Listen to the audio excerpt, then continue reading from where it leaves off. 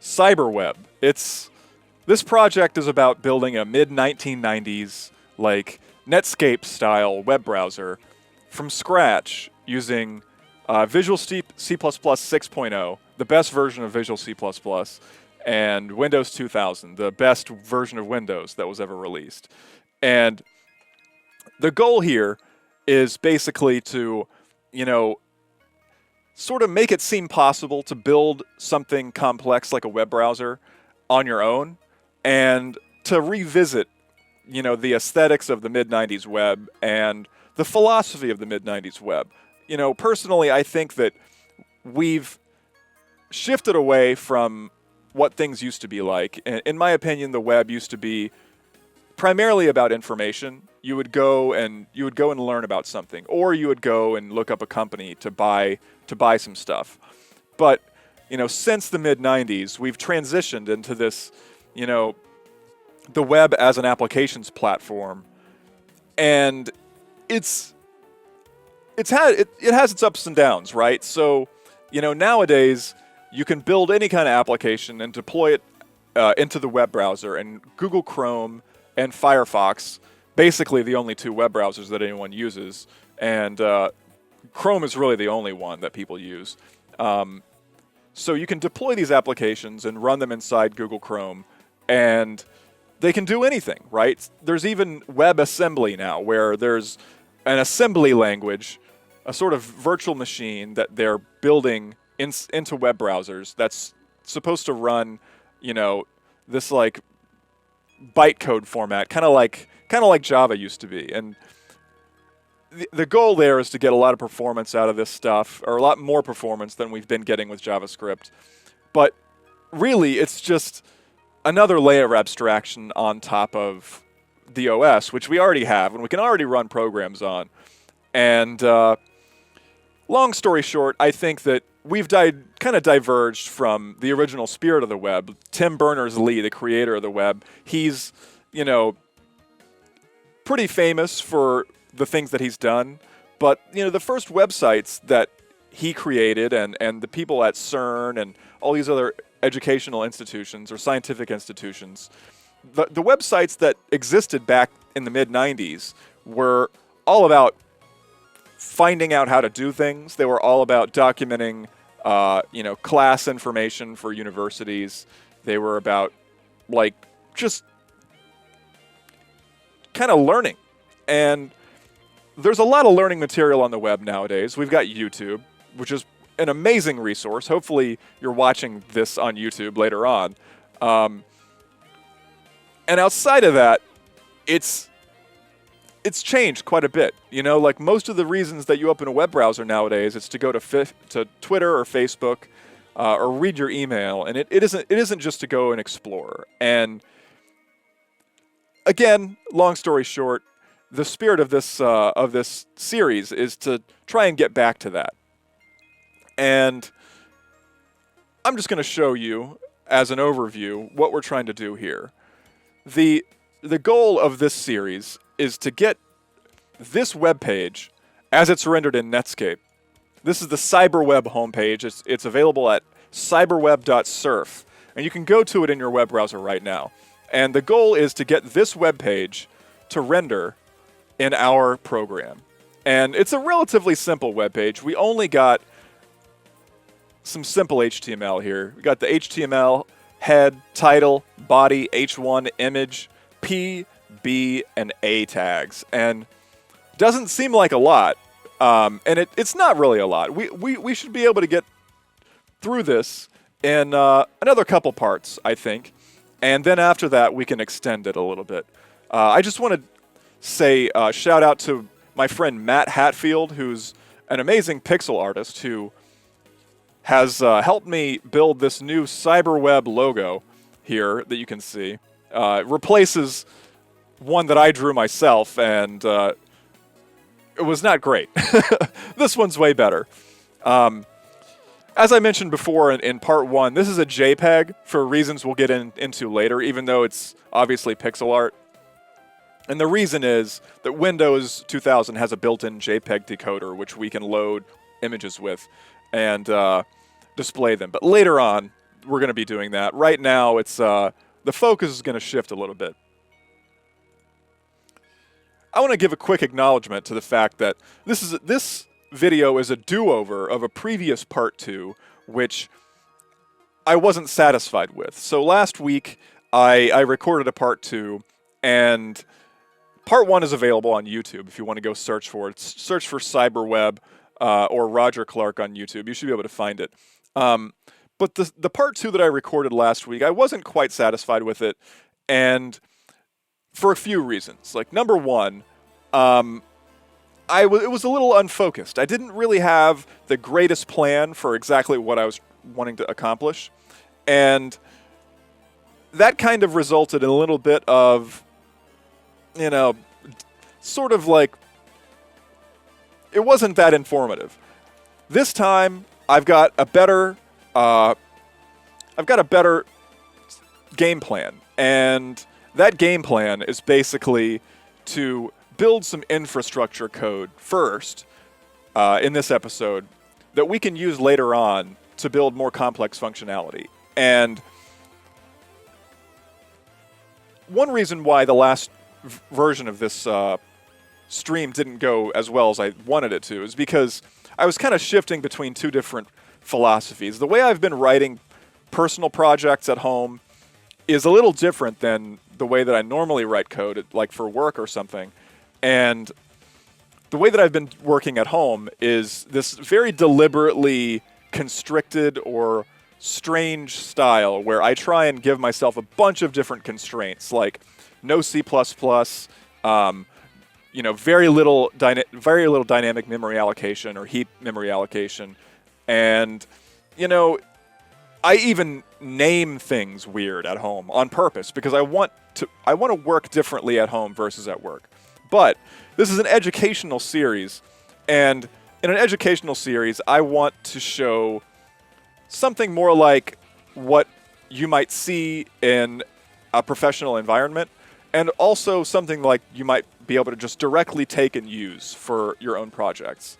So I'm going to be doing a little bit more conventional style this time, and I'm going to be introducing some C++ into the video. Previously, I was only kind of sticking to C, but really, that was just a constraint that I was putting on myself for fun, but I think it's not that helpful for you guys. So I'm going to start using C++ in this episode. And with that, I'm going to open up Visual C++. I'm going to close Netscape here just to save some computer resources.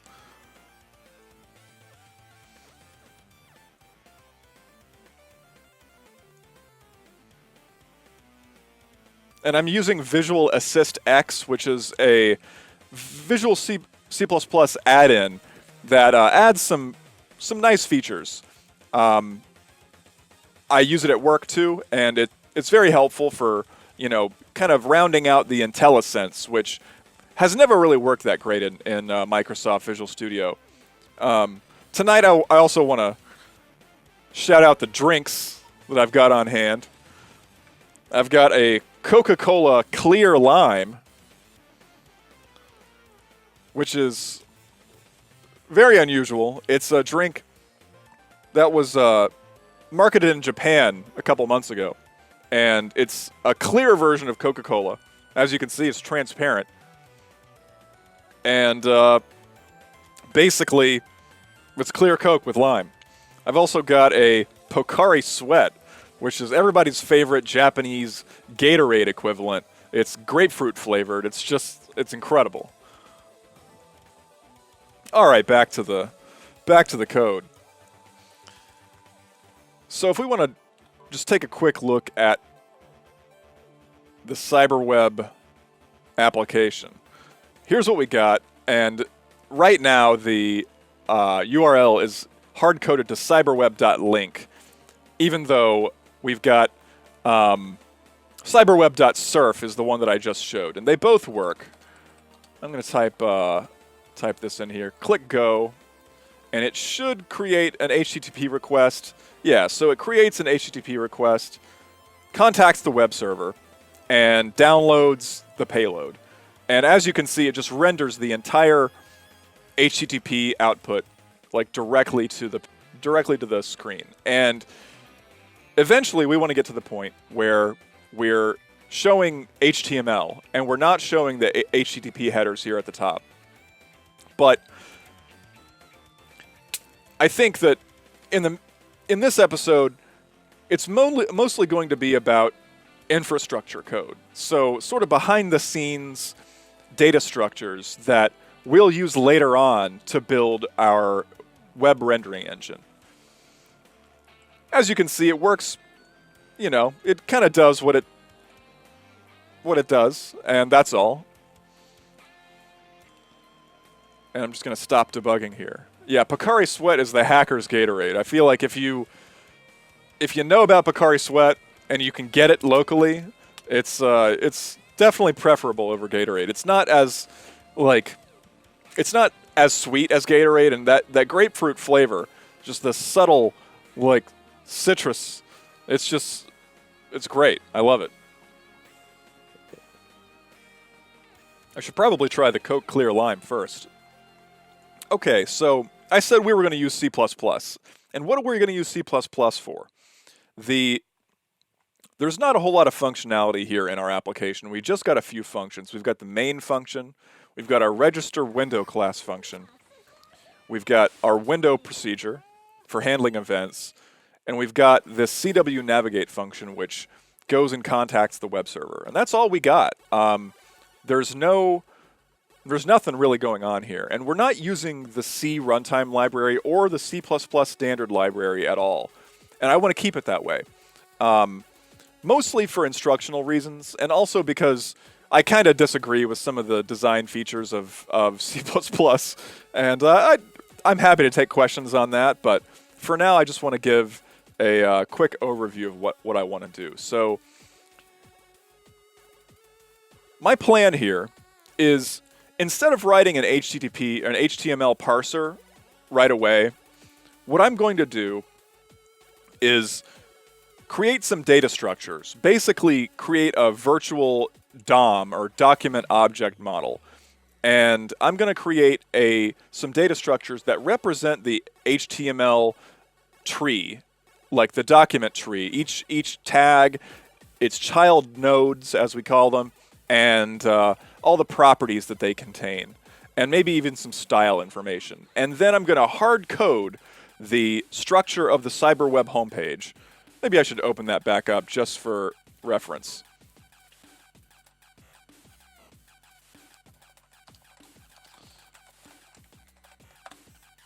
All right, there we go. And yeah, so I'm going to create some data structures that will basically represent this structure here. And then I'm going to hard code this and then render the hard-coded version, just to make sure that our rendering code works when we eventually implement it. And then, finally, we'll tie it all together with writing an HTML parser to take the HTML and then turn it into our DOM representation and then render that. So we're going to do this in phases. And to start this phase, I'm just going to start, I'm going to say include.html.h. And that doesn't exist yet, but we're going to create it.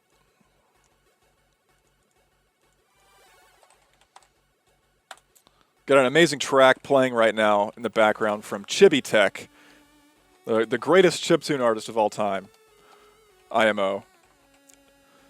Good evening, Wrangle, and everyone else who's joining. We got Josh. We got we got a lot of people.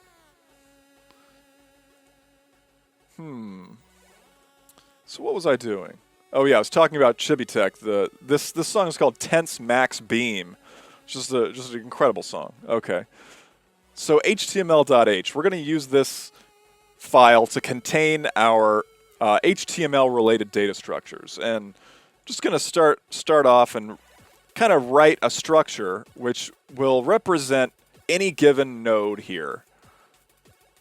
And the possible node types that we have, we'll think about that in a bit. But basically we have the things that go into an HTML tag are the tag name, a set of attributes or properties, the child nodes, and any like text nodes. Like, see if you look in this P tag right here, there's some text, and then there's a child B tag, and then there's some text at the end.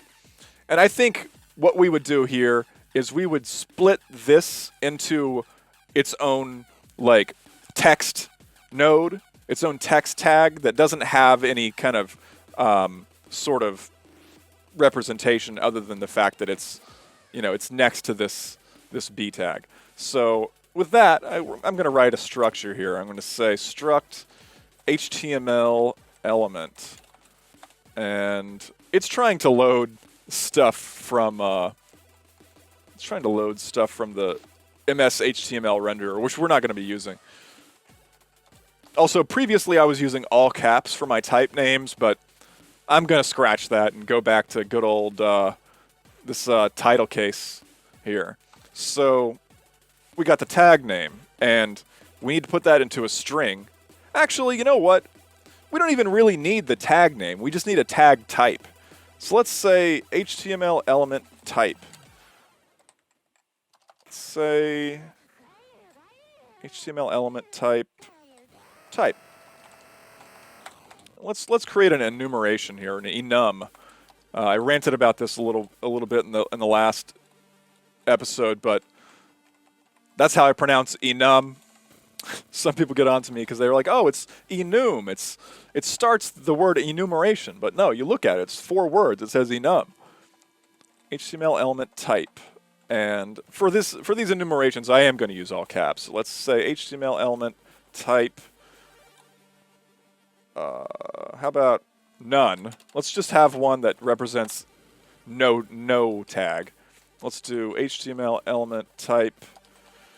Let's create a sort of virtual root tag that like would kind of contain all of these, including this one. Let's do type root HTML element type HTML. Just go ahead and fill the rest of these in here. Let's put the head above that. What else do we got? Body. We got H1.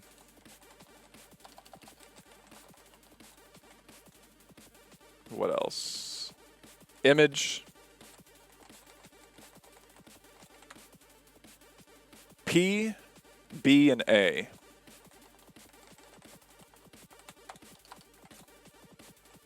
Let's use good old copy and paste here. All right. So that basically what this does is create a bunch of numbers, symbols that correspond to numbers that we can use to identify our HTML element types. So what else do we need here? We got the type, and then we need the properties, and then we need our child elements, or children. And like as I said, we're not using the C++ standard library because I want to show everyone how to implement some data structures that are kind of like that.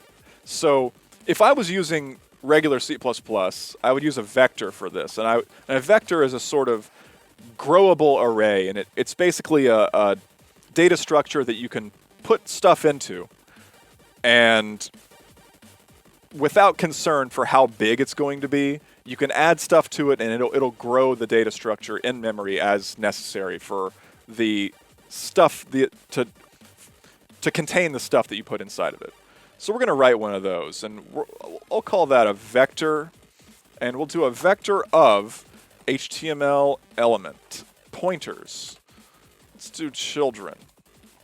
And this syntax right here is an HTML or a C++ template. Let's go ahead and write that template here. I'm going to do it at the top, and we'll probably copy this into another place later on.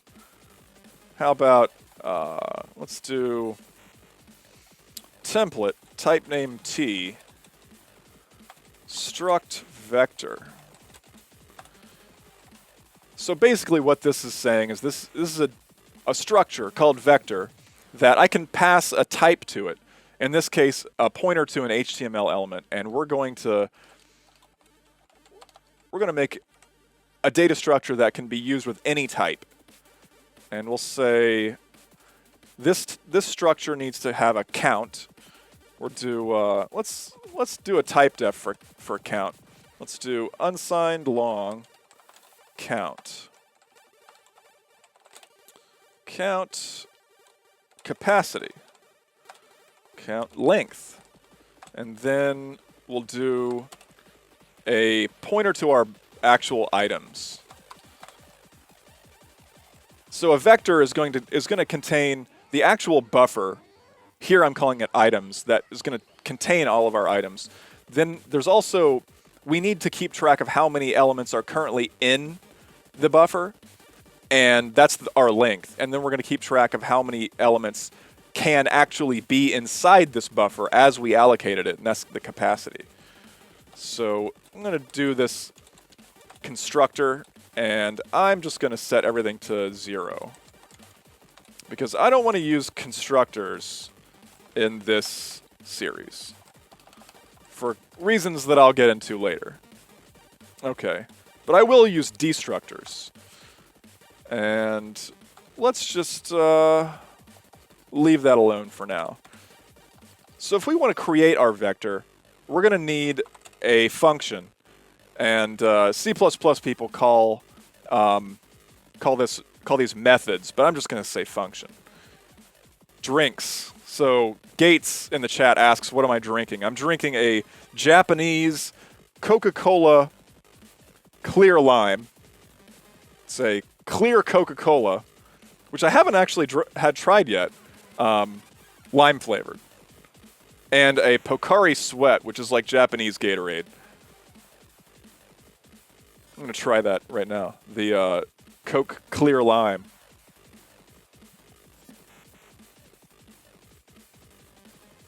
Nice. Ingredients: water, high fructose corn syrup. Big fan. Lime juice, carbonic acid, citric acid, caffeine. I think there's some other stuff in there. It does taste like Coke. The cinnamon is very apparent. Kind of tastes mostly like cinnamon and lime. Okay, back to implementing this method here. I'm going to call this function, create with capacity. Let's say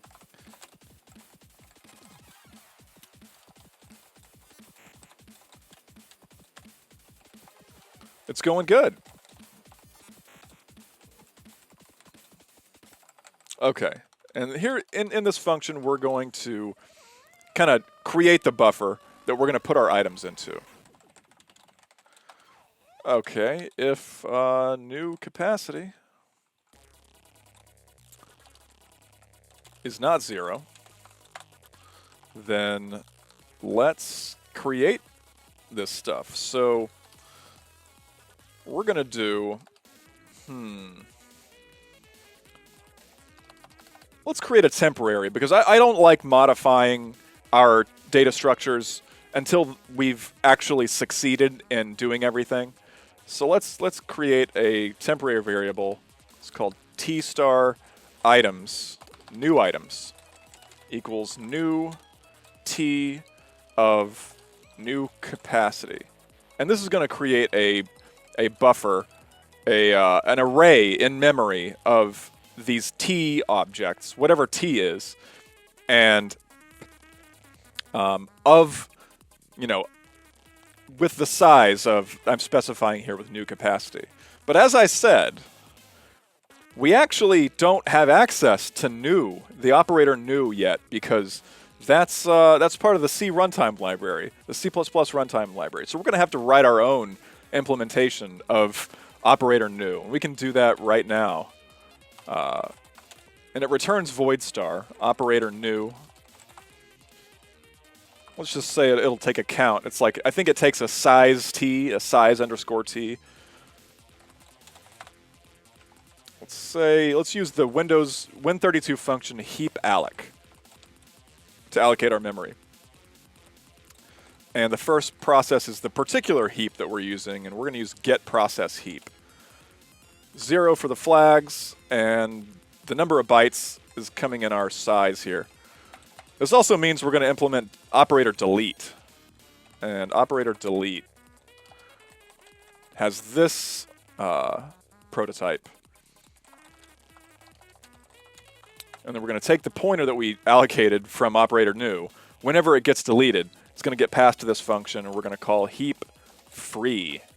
We're going to say get process heap, and we're going to say 0 for the flags again, and we're going to pass it the pointer. And that should work. That should work for our operator new.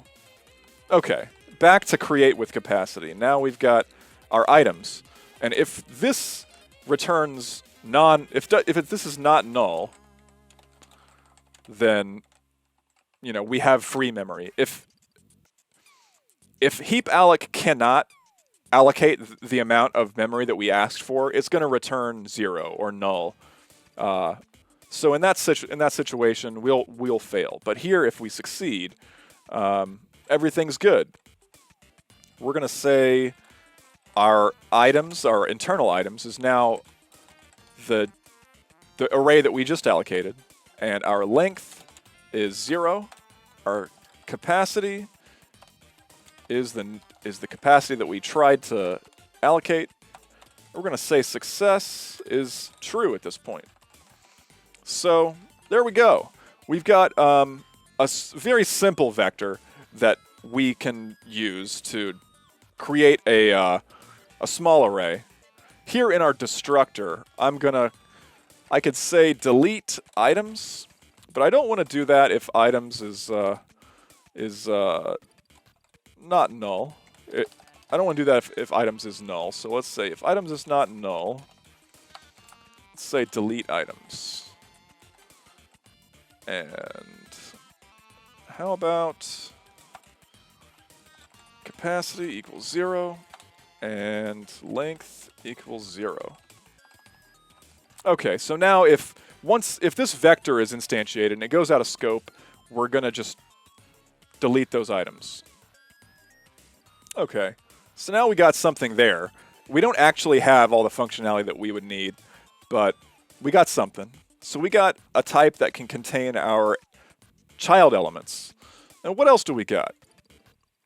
We got these properties here, and these attributes that we've got are a pair of a key and a value, or a name and a value. And the name here is BG color, the value here is this hex color.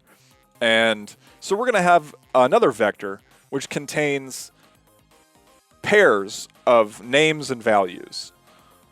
And we can call that a string table. That's what I like to call that, because we don't really want to yeah, let's call it string table. But for now, I'm just going to say string table attributes. I'm going to comment it out because there's some stuff we need to do to this vector. We need to test it out. We need to make sure it even works. Okay, I didn't even compile. First operator must be unsigned int. Okay. That's fine with me. Maybe count should be an unsigned int then. So I kind of want to use that count everywhere. Void function return a value. Okay, I don't need to return a value here. So we need to test two things. First off, we need to test that our operators, that our new and delete operators work correctly. And we can do that by making sure that our vector functions work right. I'm going to add a breakpoint here on our destructor, add a breakpoint here on the create with capacity, and in our main function, I'm just going to say, I'm going to call like a test function. Let's say test. We're going to test our vector. Let's just test it out with an int vector. Okay. Test vec. testvec.create with capacity. Let's say 4. And let's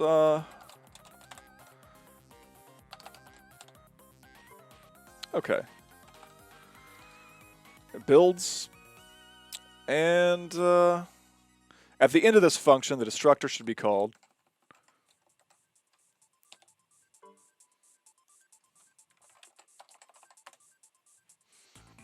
And okay, let's just try this out.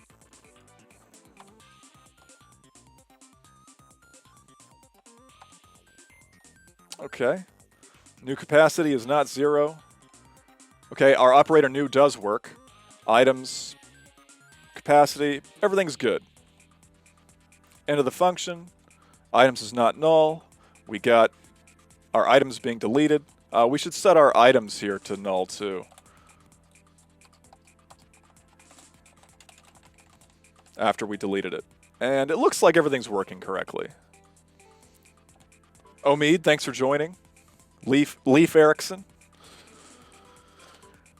Cool. Okay. Now, there's no way to programmatically insert items into our vector yet, and we're going to want to do that really quick.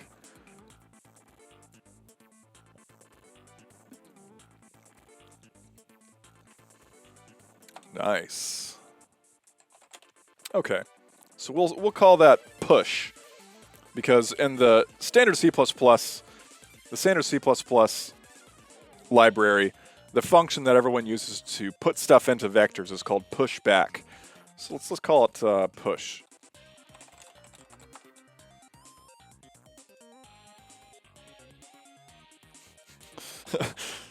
Leaf Erickson says the color scheme is straight out of the U.S. cyber warfare command. Yeah, it's great, honestly. All these colors are available in the original 16-color Windows 3.1 color palette. Okay, and we'll say like a const reference to a t. It's going to be our value, and we're going to put our value here.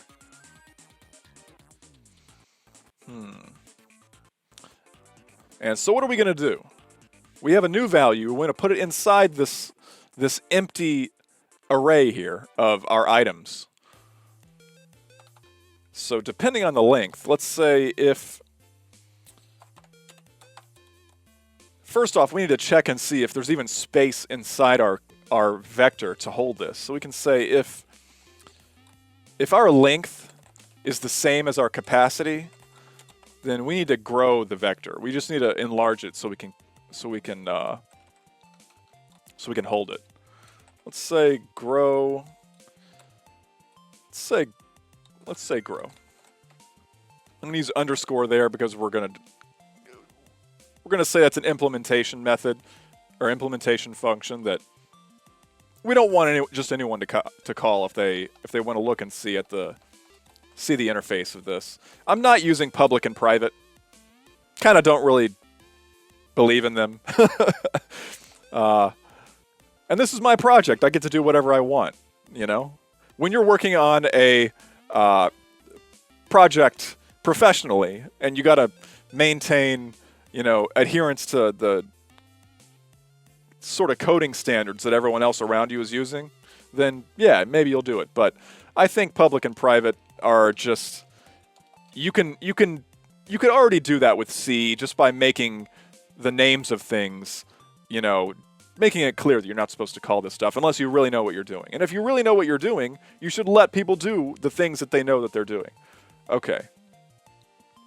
Okay, so we got, if our length is equal to our capacity, which means our vector is full, then we're going to grow. We haven't written that function yet, but if we're all good, then let's say items and the current length, and because arrays are 0 indexed in C, whatever our length is, say if our length is 1, then the index here is going to be 1 more than the value we pass here. So items of at length is going to be the last, the next space in our array. So let's say items length equals value. We're going to say length plus plus to increase the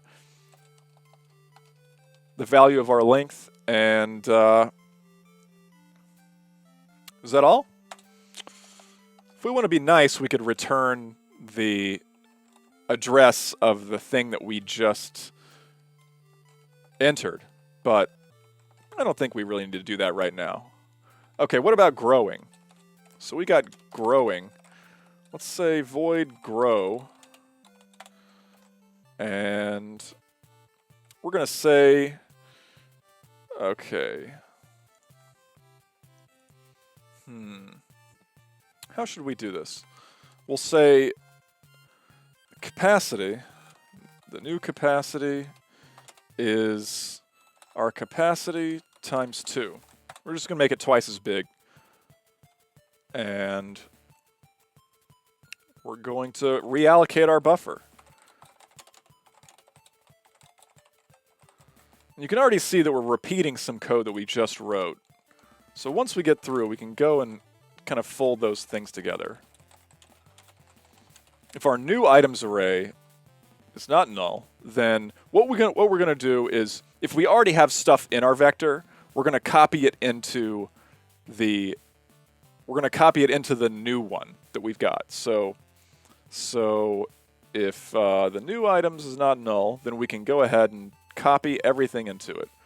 Let's call memcopy, which I've talked about before, and it's just it's a function that's usually built into the compiler, a compiler intrinsic, which will go through and take, all the stuff at one address and copy it into an array at the other address, given a number of bytes.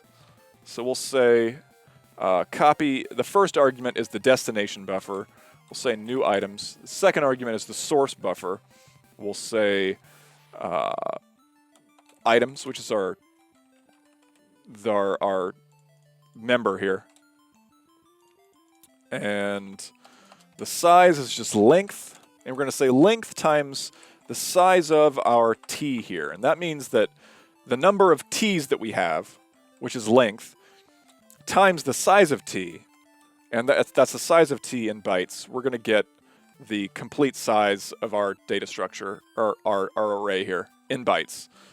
So we're going to copy all that, and then we're going to say, we're going to say delete. Okay, yeah, I messed that up here too. The delete needs to be the array delete, which, don't even get me started on that. Why are there two different kinds of delete? they have to agree with each other. It's just crazy. Really bad C++ design feature that we just kind of have to live with now. Let's say delete items. And so we're going to delete our old buffer and put items equals new items. And our capacity is now the new capacity. And we're good. Okay. So it looks like there's a place here where the function can fail. So let's just make this return a bool. Let's add a success value here.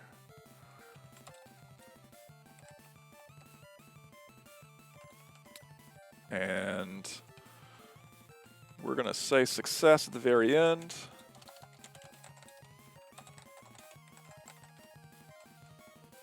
Okay, sounds good. Now, if you'll look here, we've got the same code here, and here. It's very, very similar. So at some point, maybe we can go through and, make sure that that works properly, or that's like kind of factored into a common function. But for now, we're just going to let it be. We're going to test it out. We're going to say create with capacity of 2. Let's add 2 things into our array.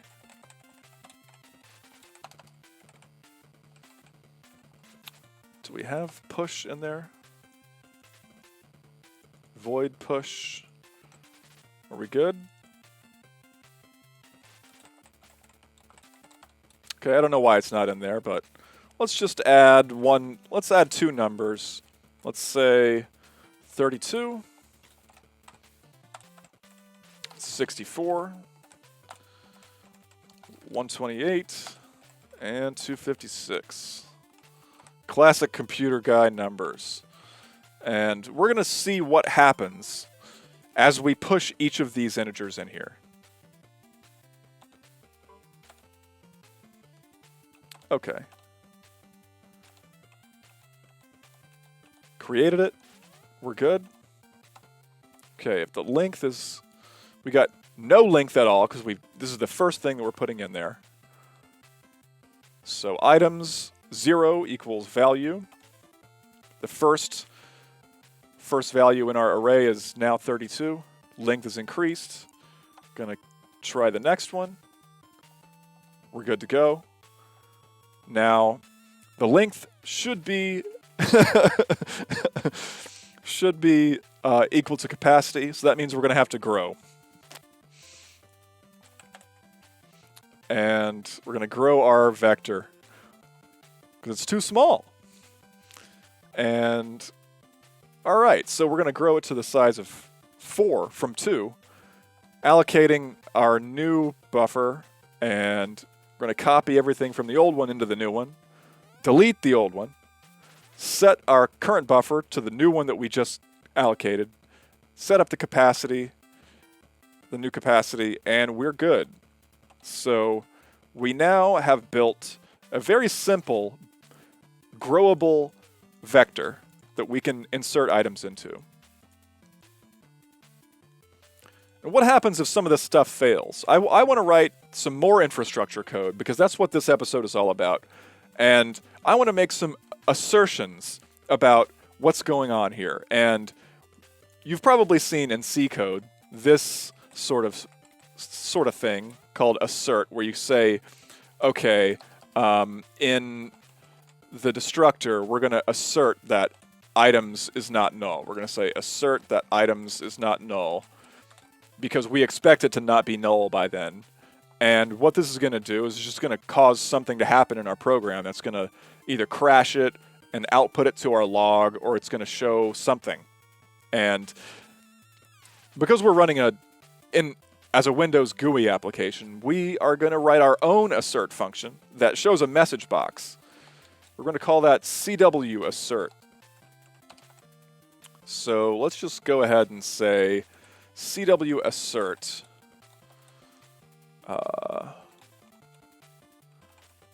items is not null.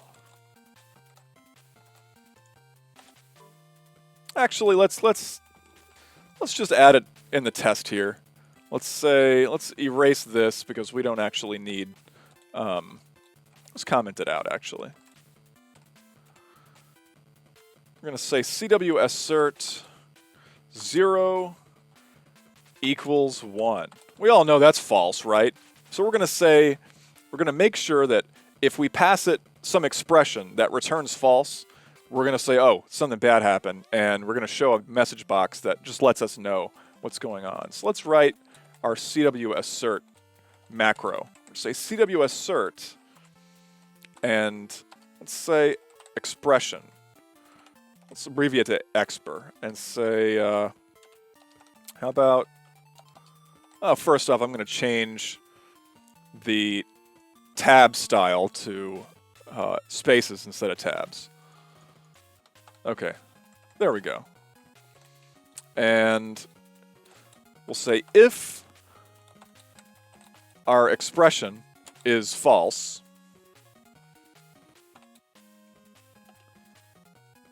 then we're going to do something. Let's call a function called CW assert, like spelled differently. Let's say CW show assert, just so it has a different name.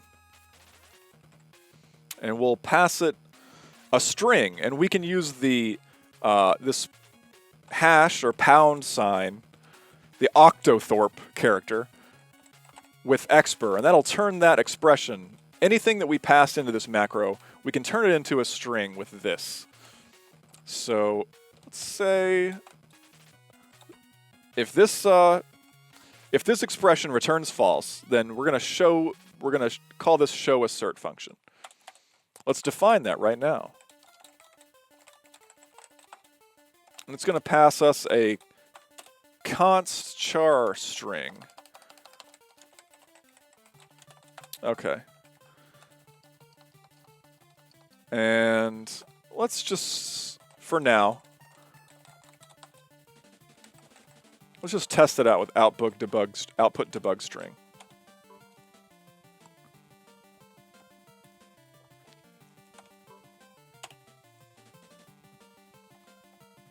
So 0 is definitely not 1.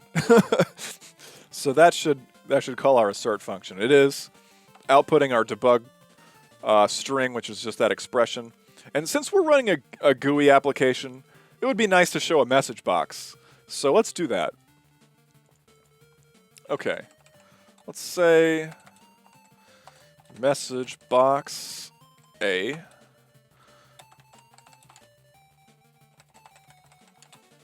Let's say assertion failed. MB OK with MB icon error. Let's see how that works. Oh, okay. So this is pretty good, but I kind of want this to do some other stuff. I want this to be able to, I want to be able to ignore it. I also want to be able to debug, like go straight into the debugger right when if I click debug or something. And I also want to just say, I want to give up. Let's just say abort. So we can use the classic abort retry. Was it abort retry ignore? Abort retry ignore. And let's do that. Let's do MB abort retry ignore. And with that, we're going to handle the result here. Let's just add a line break here to make that a little bit more palatable. Let's do switch on the result. Let's do case ID abort. And if we chose abort, let's just say exit process. If we chose retry, is there something wrong with the stream?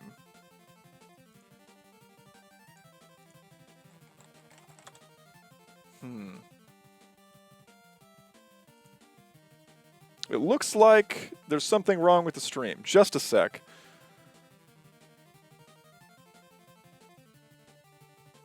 Am I back? Let me. We've been having power problems here, so that could be related. Okay. Sorry about that. So in the meantime, I'm not sure exactly what you saw and what you didn't see, but I implemented this message box here with abort retry ignore. And we're handling the result here. And if we chose abort, we're going to say exit process. We're just going to quit. In the case where we say retry, it's convention on Windows for assert dialog boxes for retry to take you straight into the debugger. So we can say debug break. And for ignore, we can just keep going. Okay, let's test that out. Okay. For abort, let's just press abort, see what happens. Okay. Process X ends. Ignore. We just keep going. CyberWeb shows up. And for debug, let's try retry. And we go straight into the debugger. So that's good. But the explanation is not great.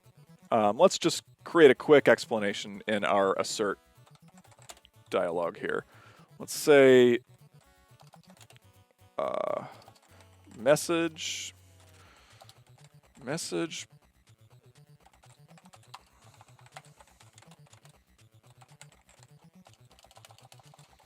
If anyone has any questions, please let me know. I'm just kind of programming. I'm trying to explain things as much as I possibly can. It's difficult sometimes for me to tell what I should or should not explain. let's say 512 is our buffer here. We're going to use WSPrintf to format this message. We're going to say, how about we'll say assertion failed. Say, okay. We're going to use this syntax that we've talked about before, where we're going to use the C. With string literals in C, you can put string literals right next to each other, and they'll just be merged together. Let's say assertion failed, %s, which is going to be our expression. Let's add another new line in there.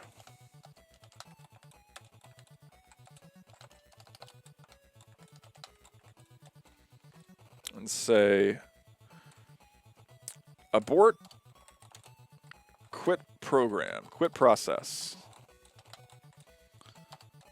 And it's great to explain to your users what the buttons are going to do. Okay, retry, debug, ignore, continue execution.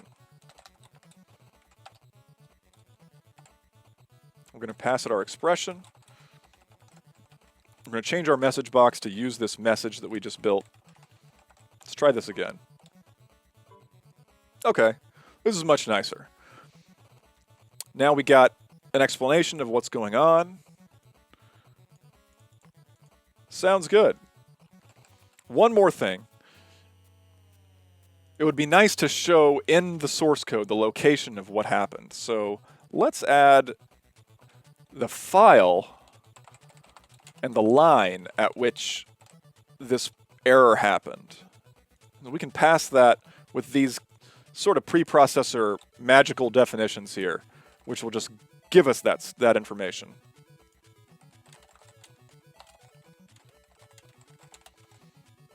Assertion failed at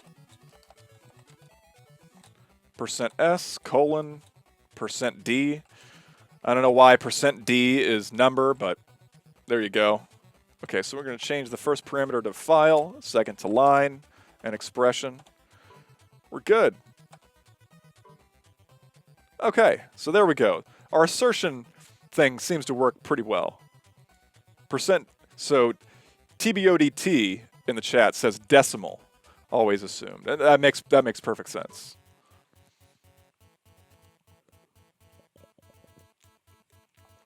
Okay. So we got some pretty fancy debug code here already. You could also do %i for integer. Let me see.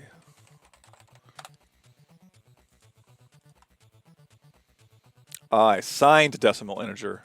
D is signed decimal integer. Is there a U for unsigned integer argument? I guess the file is signed. Okay. Sounds good. Now, yeah, so that works. I kind of want to move this and our vector to a separate file of their own. Let's create a new file called, it's called RTL for Runtime Library.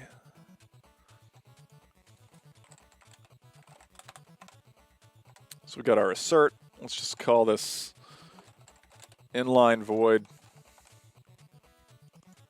And how about we take all this stuff, our vector and operator new, and just put it in here so we can just have only HTML related stuff in our HTML.h.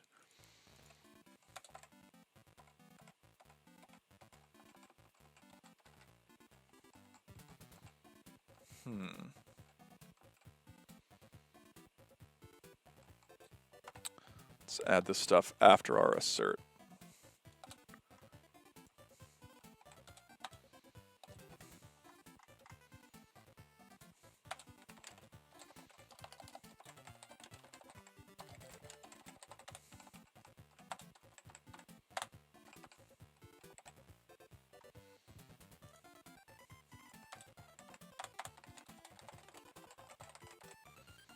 Just add some comments here.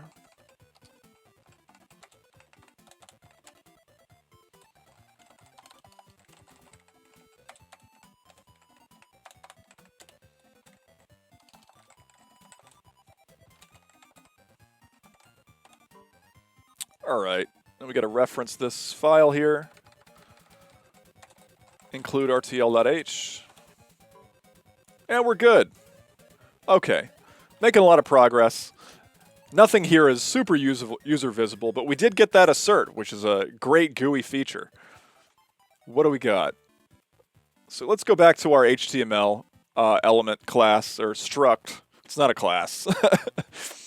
And who needs classes when you got structs? Okay. So the next type that we wanted to implement is this string table. We want to have a place to put pairs of names and values, or keys and values, and we're going to put that in this in what I'm going to call a string table, because it's not a map. We're not going to. It's kind of like a map or a dictionary, but we're not going to implement a tree. We're not going to do a hash table, and one of the reasons is because when you have so few elements, those data structures, a tree and a hash table, are going to be slower, actually, and less memory efficient than just looping over your entire vector and checking the name of what you're looking for. So we're going to build a data structure that we can put key value pairs into and then look them up later on. And that lookup is going to be very fast because we're just going to be looking through a sequential array of stuff. So don't tell anyone about the pair value, the pair structures that are going to be allocated on the heap. We can fix that later. Okay. Let's do string table. Let's implement our string table. And what's that going to look like?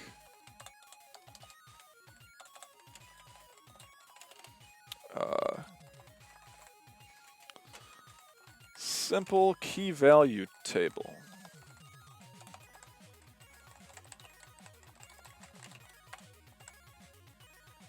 Okay. How about vector? Let's do a structure for our string pair.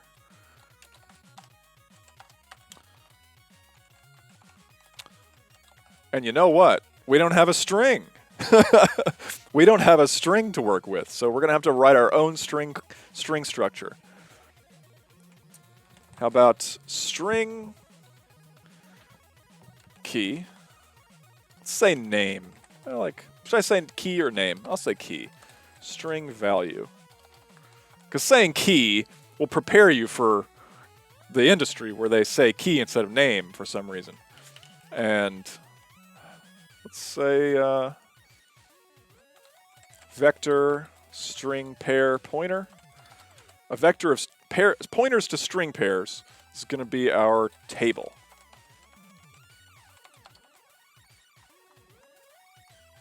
Okay. So we don't have a string class yet, or a string structure, so we're going to write that. Yep.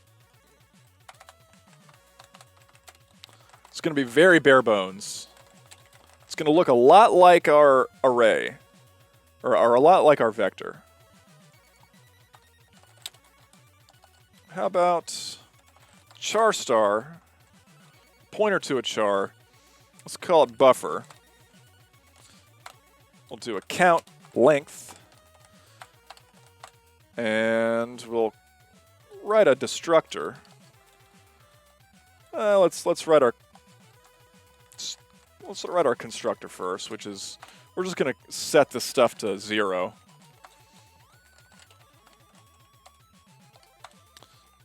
And we'll do our destructor, which will delete our eventually allocated buffer.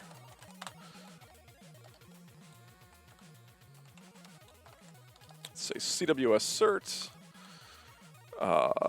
Buffer is not null.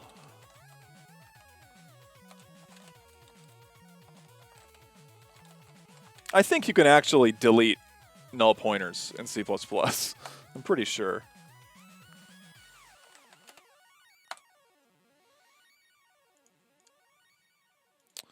Yeah, I'm pretty sure you can delete 0, which is a little confusing. But I'm not going to do that. So let's say,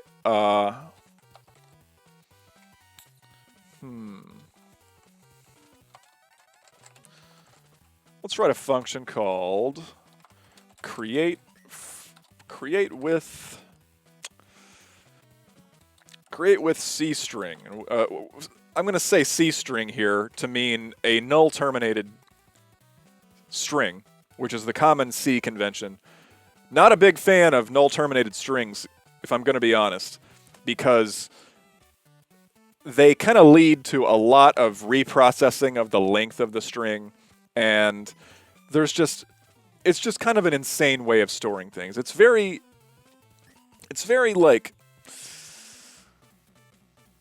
practical if you're writing assembly and you're just looping over a ton of characters and you just want to like stop at the very end.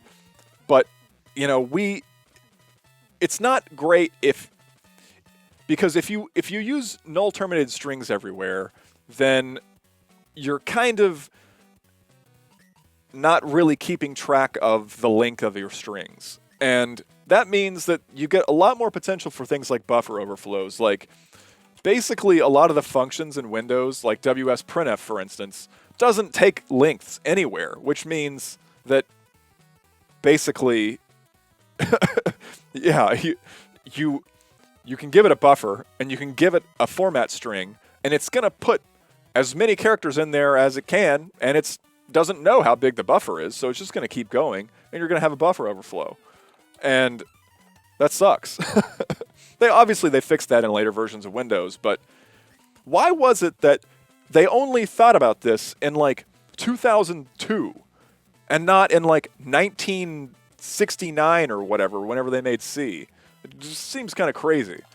But Philip Trudeau in the chat says that, yeah, with null terminated strings, the string view of viewing of sort of a data structure that refers to only a certain part of the string is a lot less convenient to work with, which means that your programs are slower because they're duplicating null terminated strings everywhere. It's kind of a nightmare.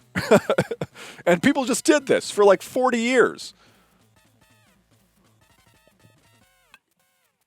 Omar in the chat says it's also not great because you can't have nulls in your strings, and nulls are just zeros. Okay. So for now, we're gonna say, we're gonna take a null terminated string, our source string. We're gonna say if source equals not null, we're gonna say char star new buffer equals new char. Oh, now we gotta get the length. Here we go. New length equals, we're going to use lstrlen a, which is a built-in Windows API function. And here we go.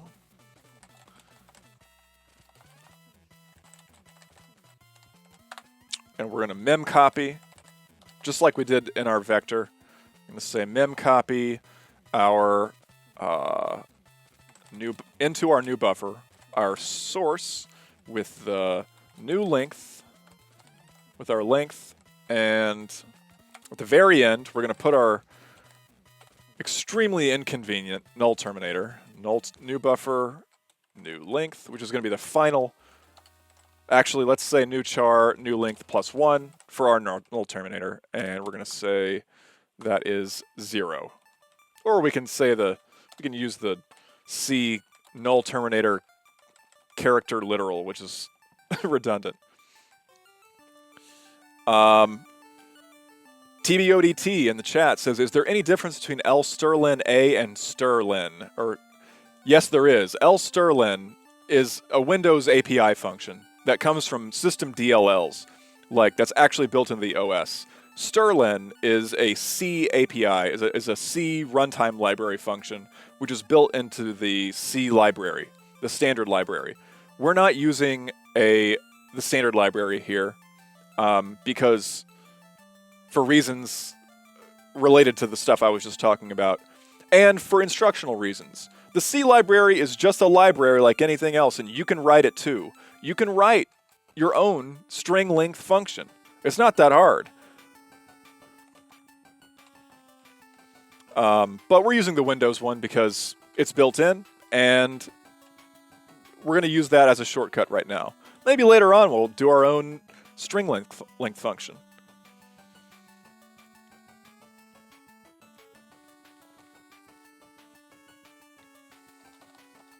Okay, what are we doing? Copying stuff, setting our null terminator. Okay, we're going to check if our new buffer is not null. Okay. And we're going to say buffer equals new buffer, length equals new length. Success is now true.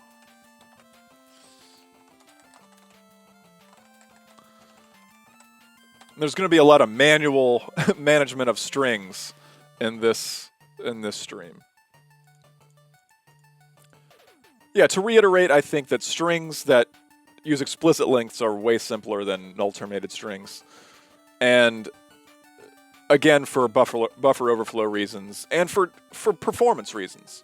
When you're just copying like slices of memory, ranges of memory, then you get performance benefits that you would not get if you were copying entire strings, copying an entire string, copying an entire string, you know, all over the place, just so you can have little chunks of the original string. Like in this HTML, like I'm going to be doing this for now, where I'm going to be copying all of these things into little buffers.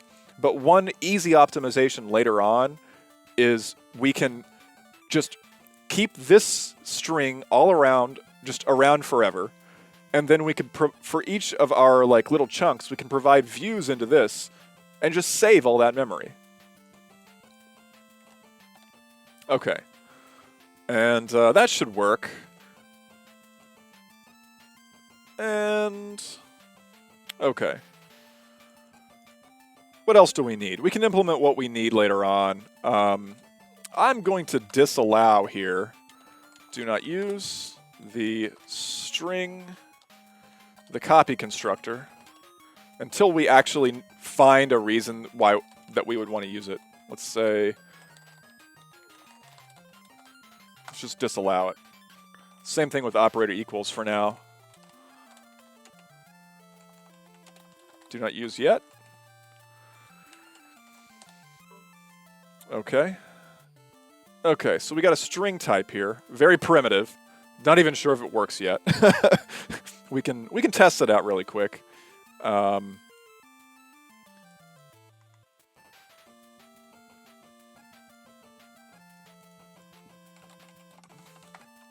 Let's say string test string create with C string. Let's say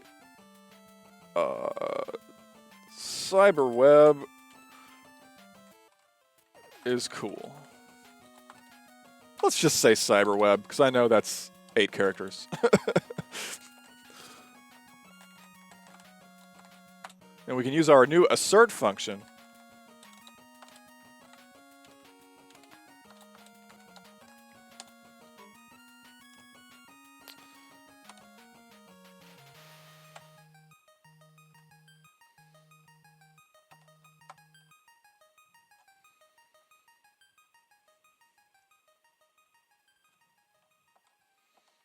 Okay, source is not null. New length, 8.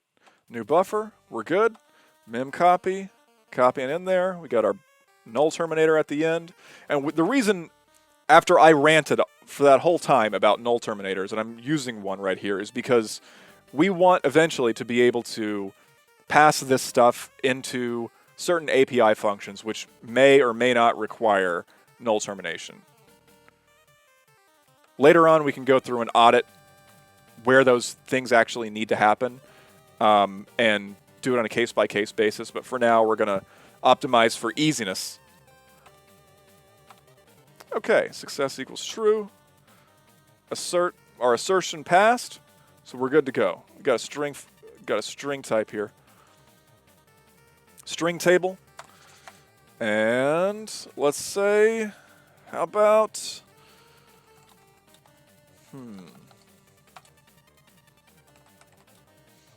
what should we say?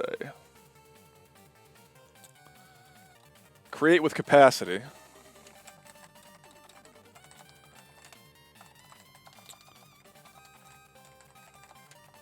And we can just return table dot create with capacity, new capacity.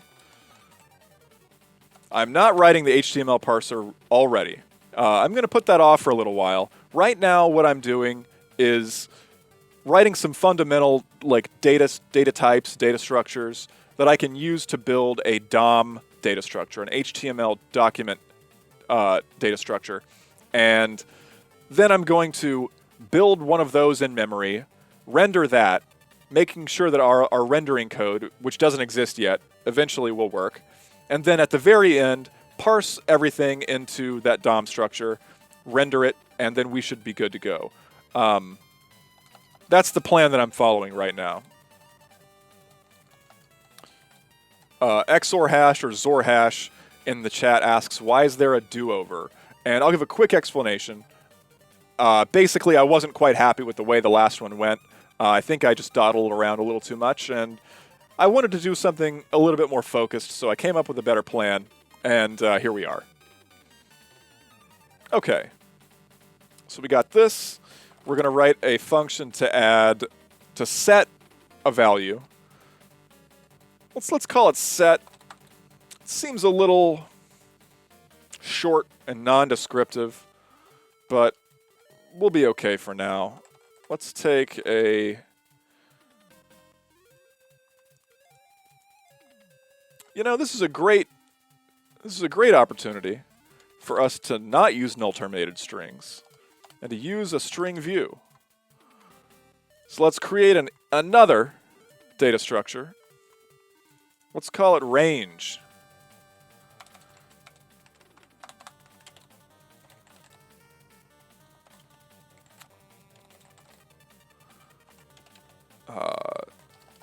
Buffer and string views. Okay, let's say struct range. Let's make this a template. Let's say range t. So we can have sort of views onto any kinds of buffer. Let's say range t. Let's do t star, a pointer to t for start, and a count for a length. Well, there we got our string view. Let's just do a type def for the most common one, which is going to be for char stars, for chars. So let's do type def range t char range. There we go. And now we can say, we can do create with C string. You know what? We can just say create with range. Let's do const range. And we don't need this length. We'll get it from somewhere else in a minute. Let's say source.length, source.start here. And let's create like a really simple function, like a really simple inline function to convert from a C string into like a constant C string literal into a range. Let's call it RS for string, for ranged string. Little obtuse, but we're going to be typing it a lot, so let's say string. Let's say range result is going to be the first element is our start, our string, and then actually let's be safe and say 0, 0, and then if string is not null, let's do result.start equals string, and then result.length equals lsterlin a. That way we won't crash if we're past a null string, and we can just return a null range. And our code should be able to be handling null ranges. I already feel a lot better than the last time.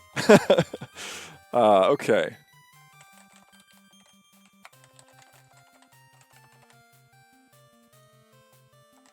Okay, so now let's just not use null terminated strings. And let's say bool set, let's say const range key. I'll make this uppercase, this value here. These member names. I'm kind of into the uppercase member names lately. That's common in the Windows NT kernel. And I've been reading a lot of, Windows like literature lately, so I'm really into that. So let's do. I think it's nice because if you use lowercase variable names in your functions, if you deal with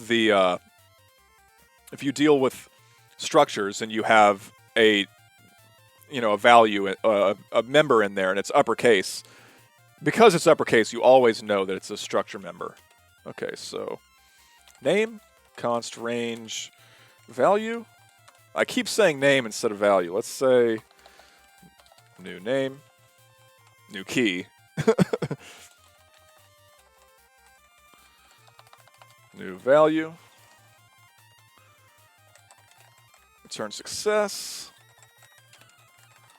How about, let's say, if new key.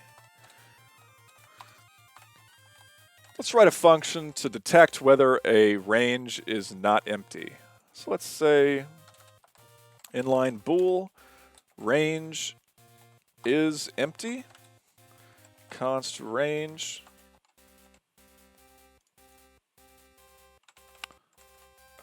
range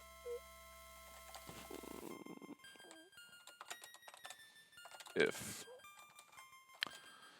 r.start equals null or r.length equals 0. Okay. So if range is empty, new key. If not, range is empty, new key, which means if both of these things have values. Okay, now we got. How long have I been streaming? Haven't even looked. It's an hour and a half. I think I might go for a little while longer. Kind of on a roll. Just want to keep it going. Okay. How about if these things are good to go, then let's create a new string pair.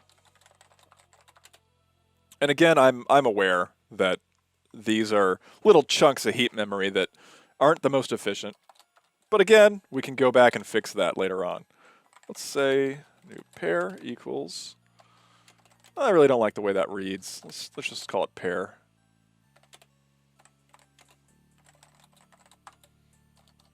New string pair, pair key, create with range.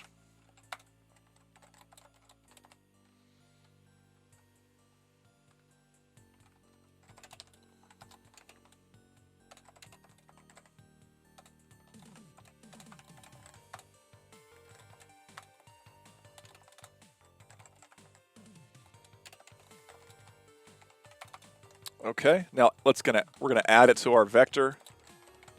Table.push pair.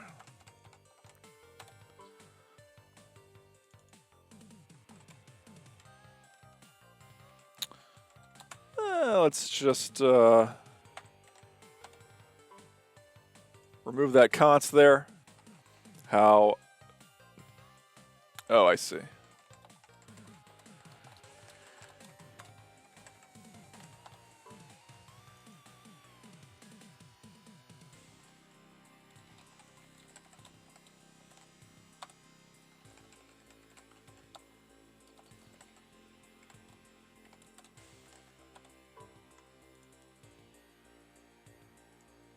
Let's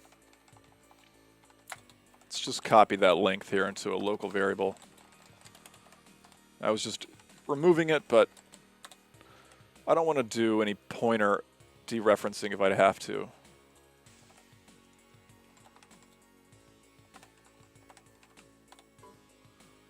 Create with C-string. Let's just say create with range. Okay. Let's just make sure that this code still works as expected.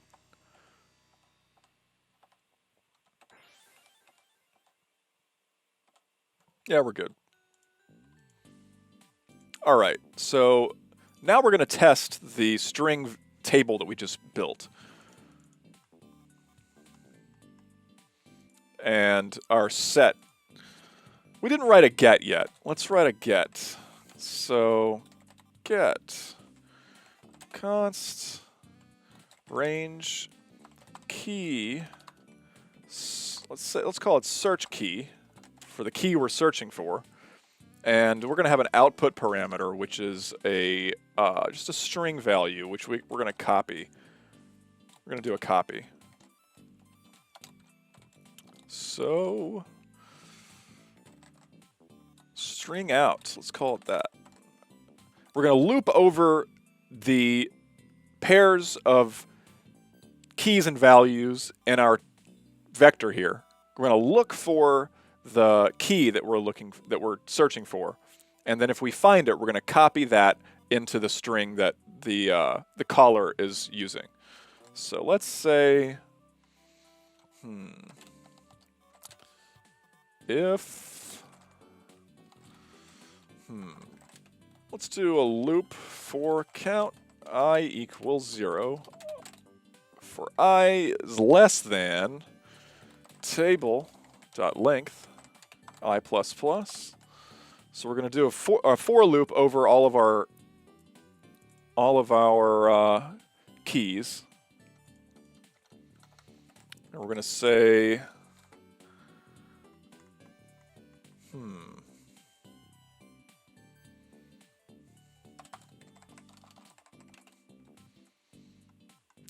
we're going to have to write a string comparison function. Let's do compare.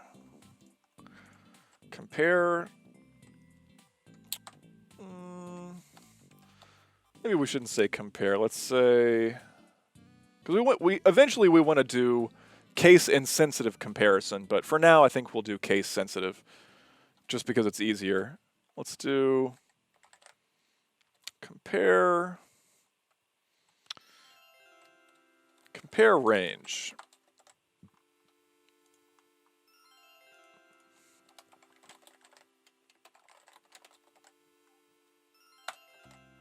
Okay, so let's do,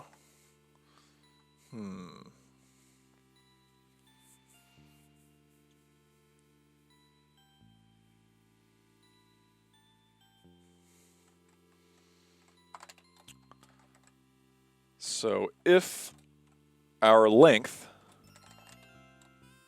is not the same length as our comparison string, let's just return false right away.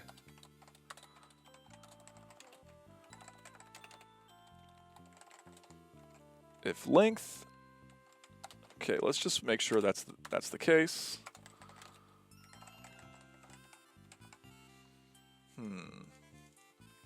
Return. Success is not a great representation of the value we want to return. Let's say is equal.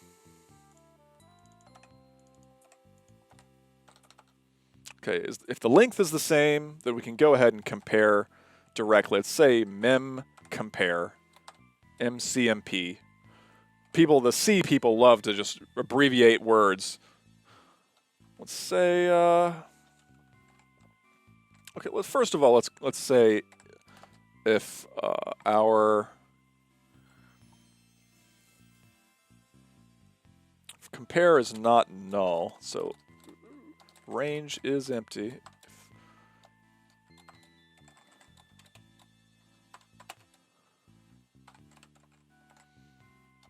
Okay, we're going to compare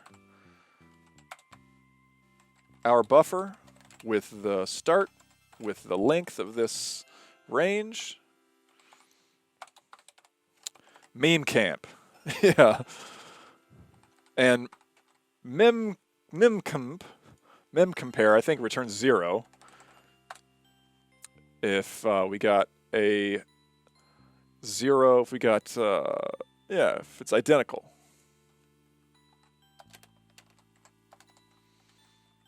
Is equal. Okay. So is equal to whether memcomp, all this stuff, is equal to 0. So basically it's the opposite. And I think that should work. Unless I'm mistaken. This is very naive. And like I said, later on, we're going to want to do this case insensitive, because if we start doing CSS and we want to actually use arbitrary HTML instead of just the HTML that we have on the CyberWeb homepage, then we're going to want to handle situations like, you know, properties that have differing cases. But for now, let's do this. So if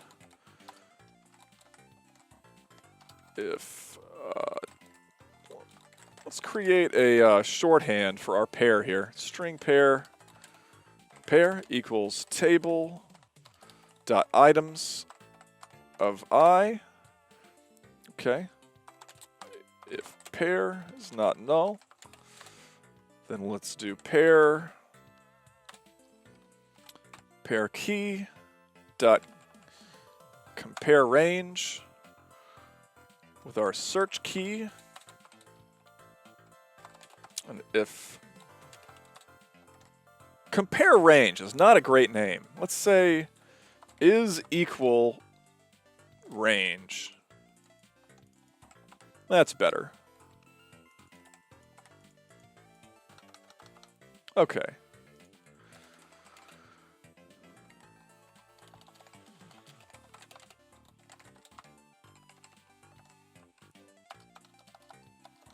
Okay. So if we found it, we're going to say found equals true. And before we do that, we're going to copy everything into our string out. So string out, we're going to say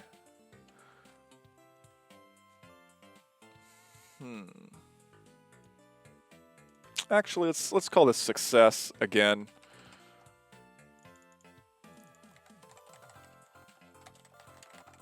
Because we need to check to see whether these parameters are valid. If range is empty, if range is not empty, our search key and string out is not null, we can go ahead and loop.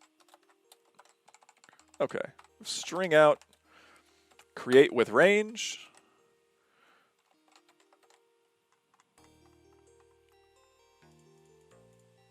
Let's create a function in our string, just converts our string into a range that contains the whole thing. So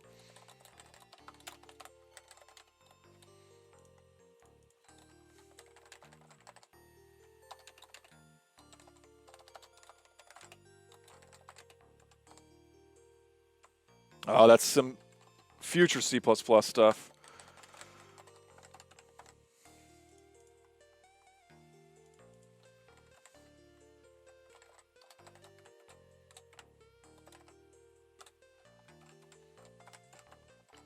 Okay.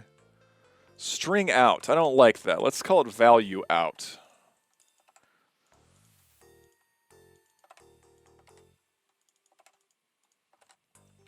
Okay. Now let's test this out really quick. Hopefully it builds. It does build. Let's put something in there and try and get it back out. String table, test table. Test table dot set. Let's say year.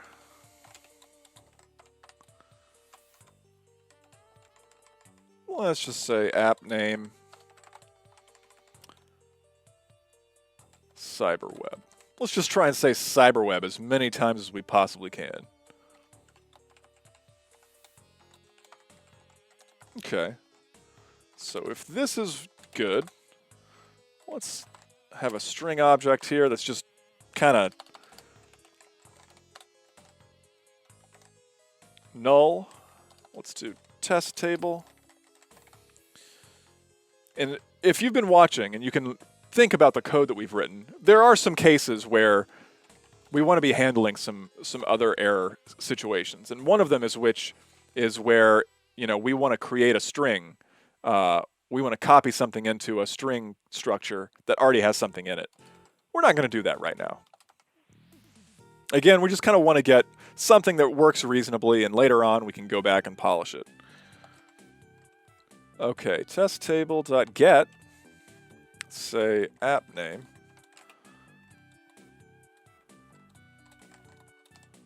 And if this works, let's do output debug string a value.buffer. Let's do some breakpoints. Let's just do it here. All right.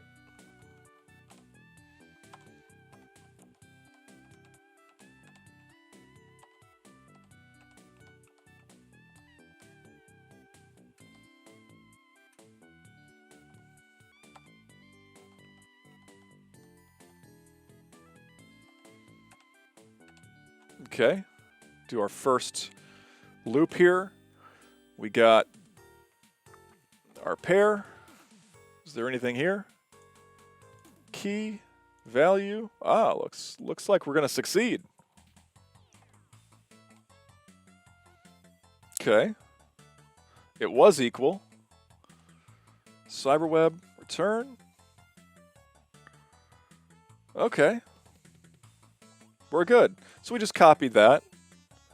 Okay, here we want to, after we succeed, we want to break. We don't want to be looping anymore for no reason.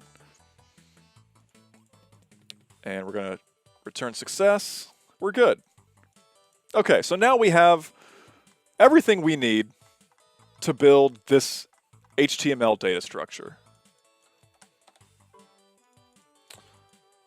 That's great. Okay.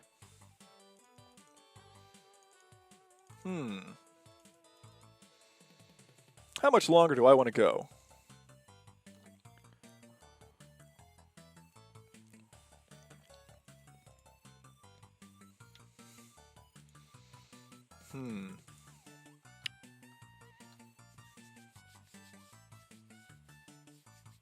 I think we can keep going a little while longer, but I need to take a short break. I'll be back in just a few seconds. One of the benefits of, you know, doing this live, and I can edit the video later, is I can just cut this all out. No one will ever know I went to the bathroom. Okay, so where were we? Writing some HTML. Okay. So, we have what we need to represent the CyberWeb source code to the website.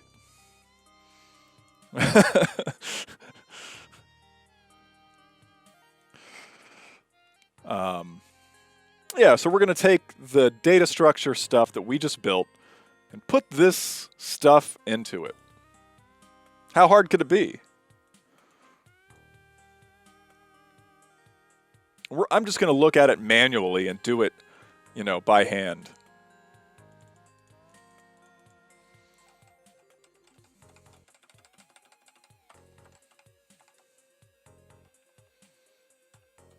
Let's just let's rename our test function to maybe not. Maybe we'll rename it. Let's say build DOM. Document object model. They used to love to talk about object models. it's like all anyone cared about in the mid-90s. Okay. So we want to start out with an HTML element. Yeah, they're all about objects, the object-oriented stuff. Thankfully, that's slowing down a bit. Okay, we got HTML element, which with our type, with our children, and our attributes. I'm going to put attributes above children because I think it's more elements are going to have attributes than they are children. Is that true? It makes more sense to me. Do we need anything special here? Maybe, yeah, I don't think we need anything special. This is going to get hairy, I think, and I'm going to have to end up adding some convenience functions, but let's just see how quickly we can bang this out. Let's say HTML element root dot. Let's allocate it on the heap.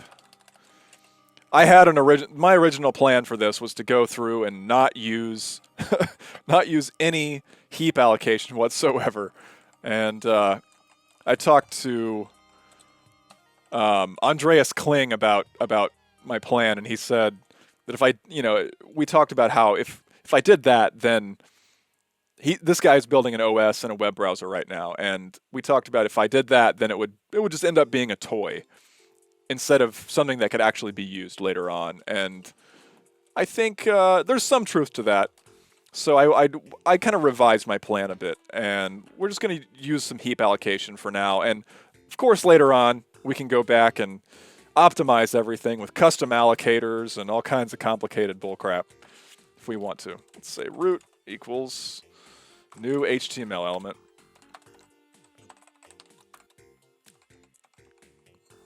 We're going to need a function to call all these initialize functions because we're not using constructors. And I'll tell you why I'm not using constructors. I didn't want to abandon my sort of unconventional style completely. I'm not a big fan of doing stuff in constructors because, first of all, you can't return success values from constructors. You can't return errors from constructors. The only thing that you can do is throw exceptions. And if there's anything I hate, it's C++ exceptions. I'm not doing it. So I'm going to see how long I can go without using anything but the most trivial constructors. So let's do create with type.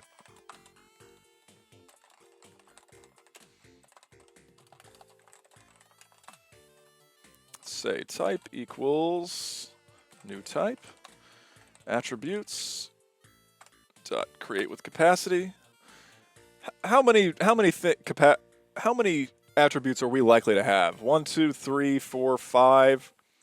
There's probably only another one in here. Is there another one? 6. That's probably the most that we could ever actually need. Let's just say 8, just to be absolutely safe. But I don't know why I'm saying safe. It grows by itself, but that's fine. Okay. Children, create with capacity.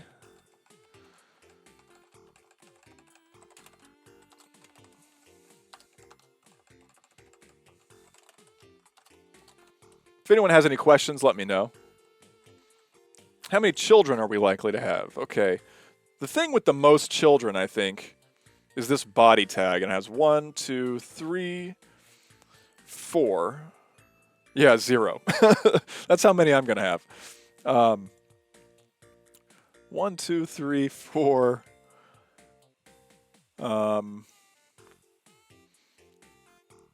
there's only 4 children here.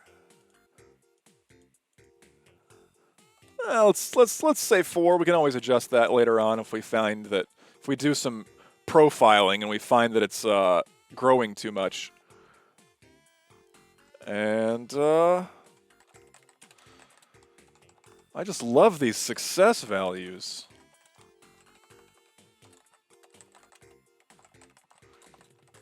I'm also challenging myself on this project to use only one,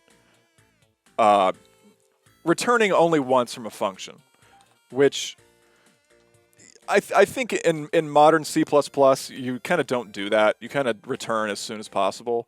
But I don't know, this feels more old school to me. Like we're kind of doing things the way people used to do them. And there's some benefits to this style too. To only returning once is that, if you have a chain of conditionals where you kind of only validate the success after each operation succeeds, then, you could later on propagate your error information backward. And you can also, it's very clear what's happening. It might be ugly, but it's very clear.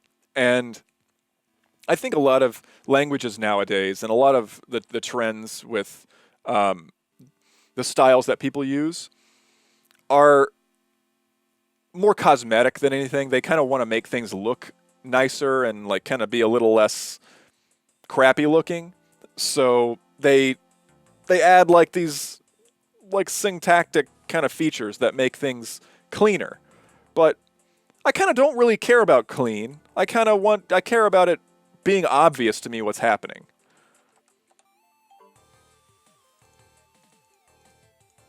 Okay, so what do? We just added that create with type. Root, create with type. If root, create with type. Element type root. Let's do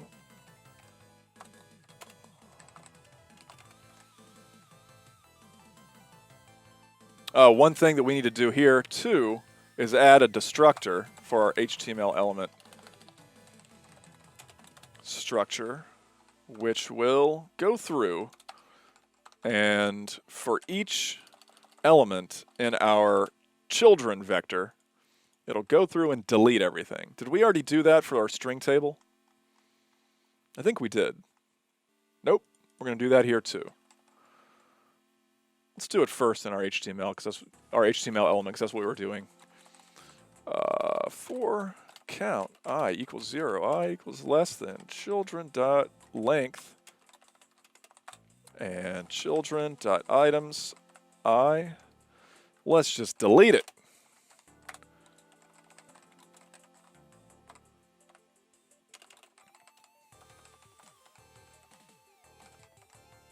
I think with our string table, we're going to make it automatic because,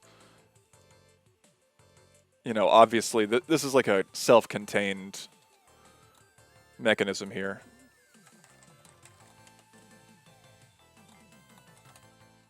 We're going to do pretty much the exact same thing.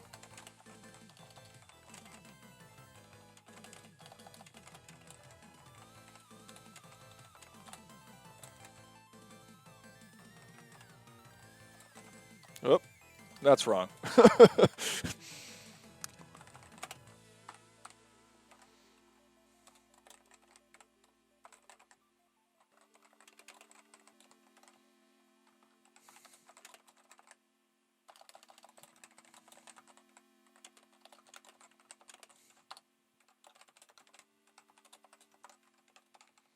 Let's add that over here too.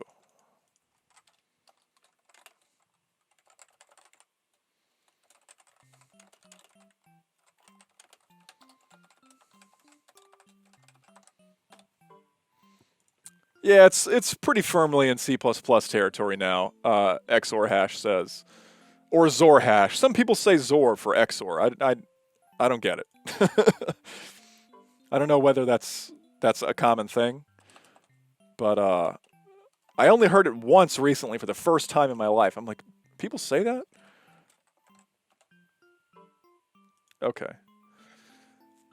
Yeah, with C++, that's what I use all the time, and I just thought it would be a little bit more convenient to develop a web browser.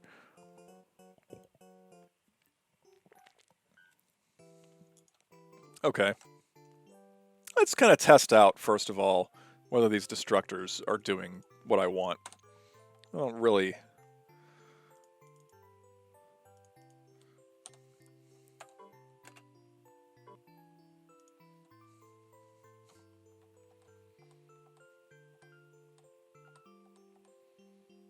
Oh, it's not going to do what I want because I didn't delete it.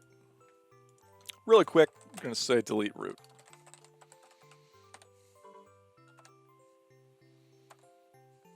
Okay.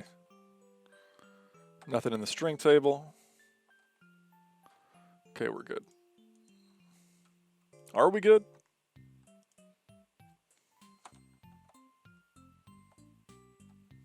Yeah. Well, at least we're trying to iterate over those. I don't know if there's nothing in there. We've got a question. How did people hunt memory leaks in Windows in the 90s? Tools like they didn't really exist very well, but it's not that hard to just, you can write your own operator new if you're using C++, and then write your own operator delete and see if everything matches up. You can also do stuff like, if you're using C++, you can sort of use inheritance. You can derive your class from a common object that has its own overloaded operator new, and do your bookkeeping that way. You can also, of course, use your own debugging malloc. So a lot of C libraries, a lot of C runtime libraries, including the Microsoft one, has debug versions of the memory allocation functions, which will also do the same thing. They'll tell you if you made an allocation that was later not freed. And you can also, override your own. You can just say define malloc to my malloc or whatever, and you're good to go. Of course, that doesn't really solve your problem with libraries, but you're going to have that problem anyway, right? Okay, let's go through and build this as fast as we possibly can. Head.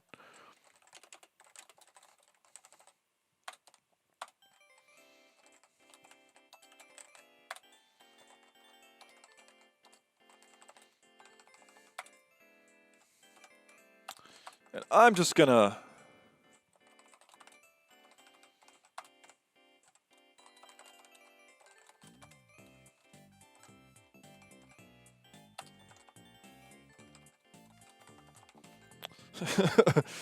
do I want to just use ifs everywhere for this?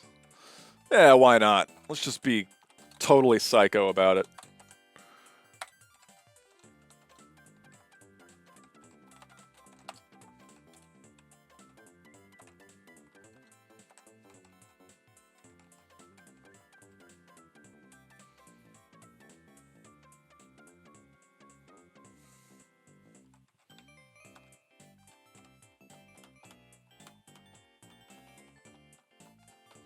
If I was really, what I kind of want to do is write a reference counting smart pointer.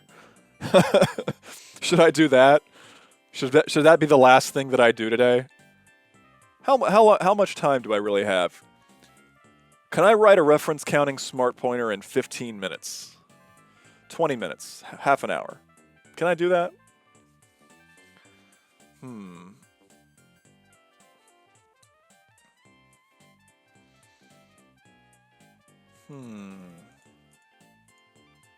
Give me a vote in the chat if I should write a reference counting smart pointer or not. Let's do. What's under head? +1 for ref count. All right, let's good to go.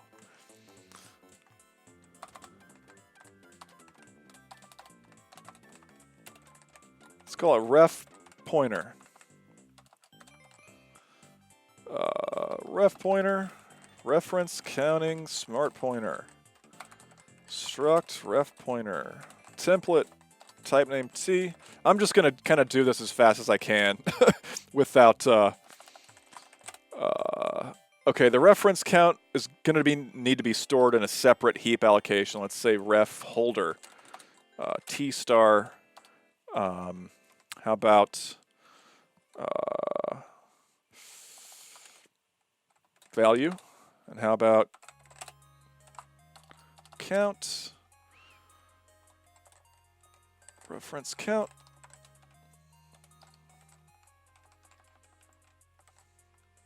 How about ref holder?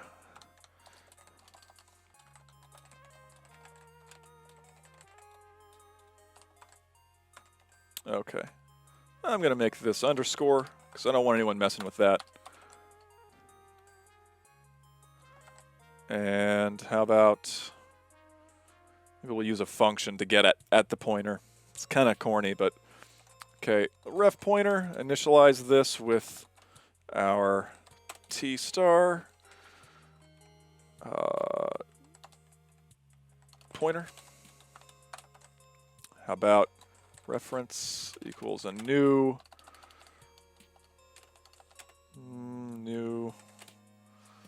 ref holder, ref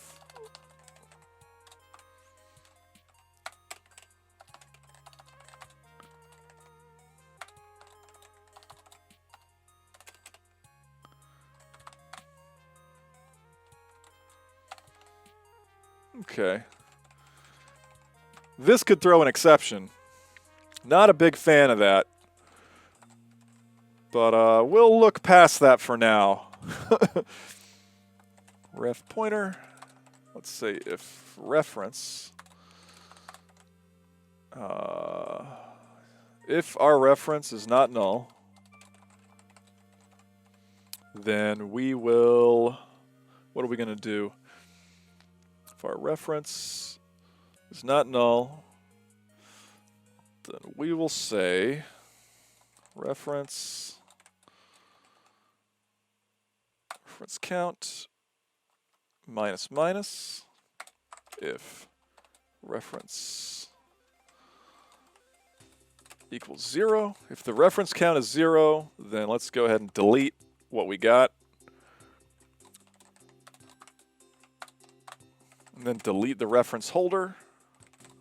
We actually need to keep this. The reason I'm using this structure, this ref holder structure, is because it's the only way that we can have multiple ref pointer objects pointing to the same reference count and same like payload somewhere else. We can't do that with any other language features like static, like a static member or something like that.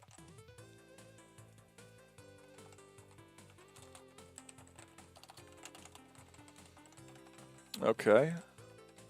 Looks mostly good. I know I'm going to need this elsewhere, so I'm just going to take this and turn it into a function called dereference. We really are doing infrastructure code here.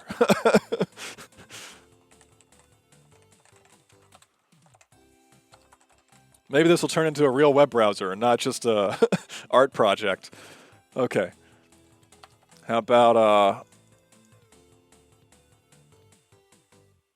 okay, what else does this need? It needs a null state.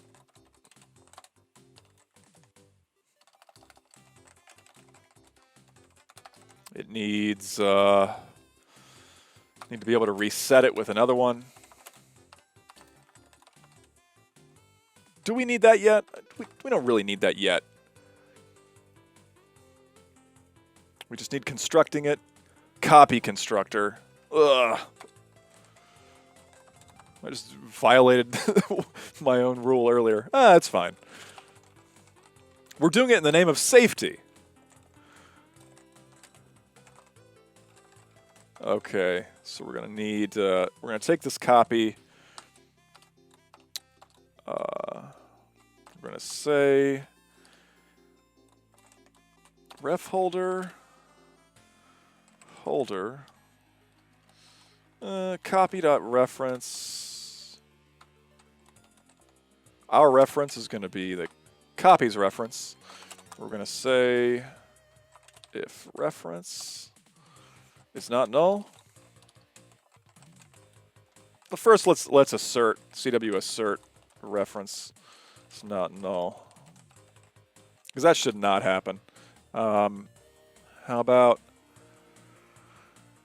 Actually, it's fine if that happens, if we're copying around a null, just like an empty pointer. That should be fine.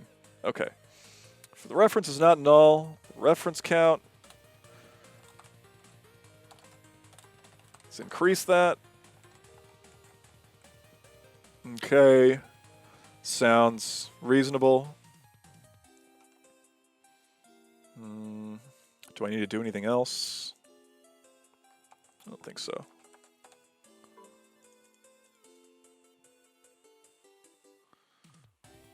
Let's disable operator equals for now.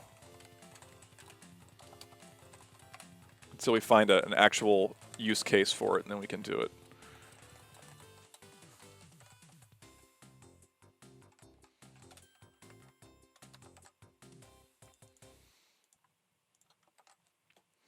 And yeah, this is so I can delete everything when there's no references left. Okay. Let's do ref pointer to HTML element root.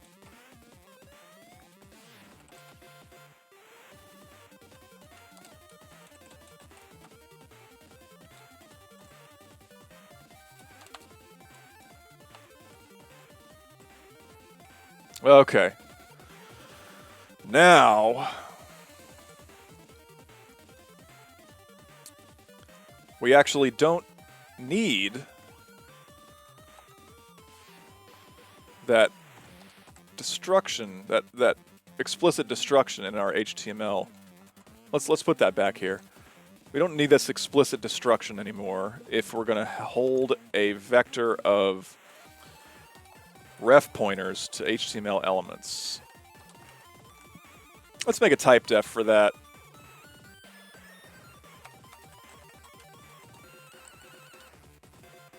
Type def.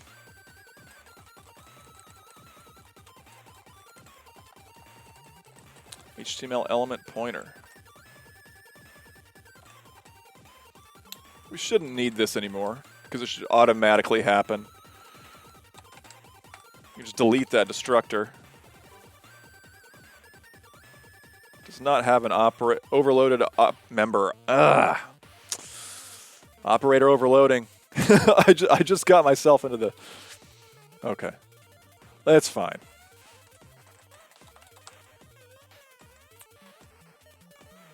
How about... Is that how you do it? Operator arrow? Yeah.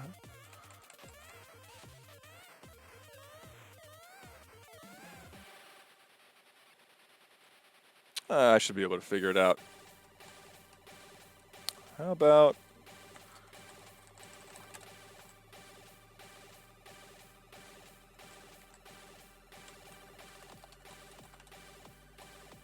Let's takes no parameters. That should be it. If reference equals null.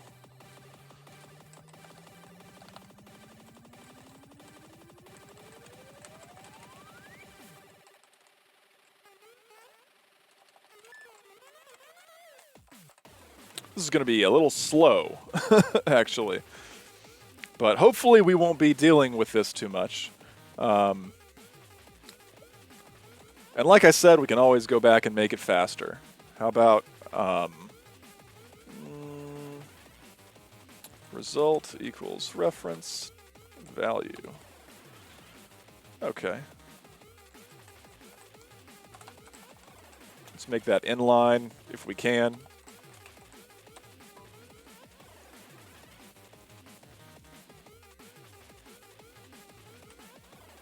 Inline T star.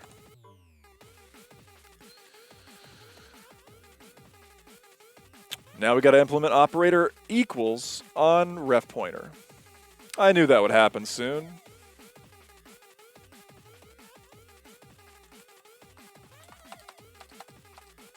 This is basically just like copy constructing. Okay, so this is not going to take as long as I thought, but it's not as... How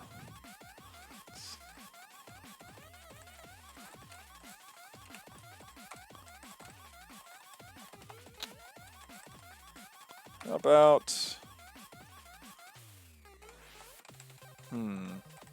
Should use pretty much the same thing. So let's just say... Let's call this chunk of code use reference.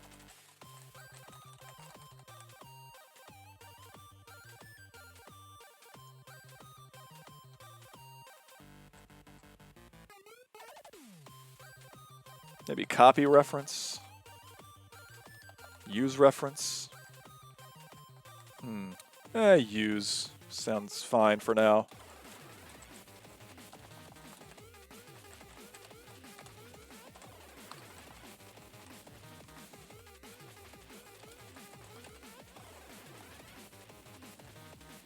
Let's call it source.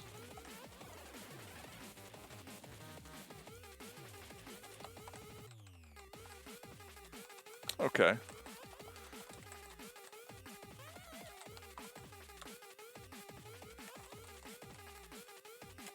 Let's call it source. Okay. Let's rename this one too.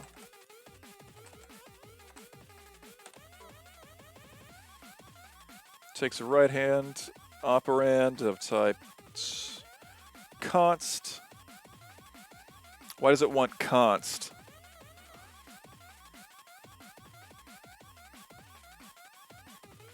Oh, I see.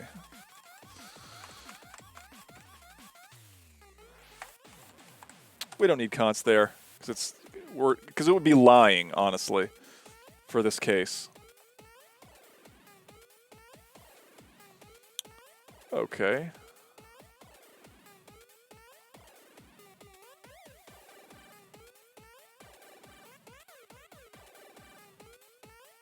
Okay. So, seems to work, more or less. We're good. Okay. Reference counting smart pointer. Kind of done in like 10 minutes. It's kind of maybe rough around the edges, but it seems okay.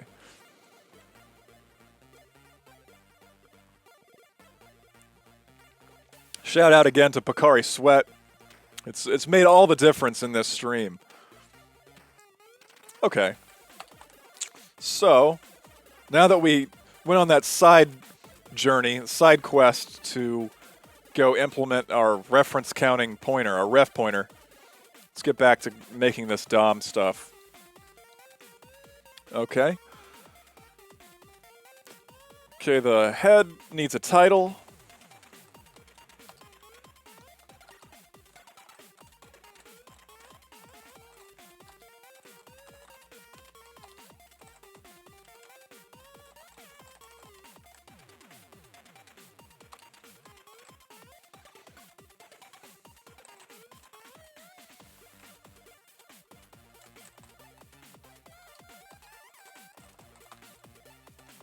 Well, that's no good. The IntelliSense is not liking this.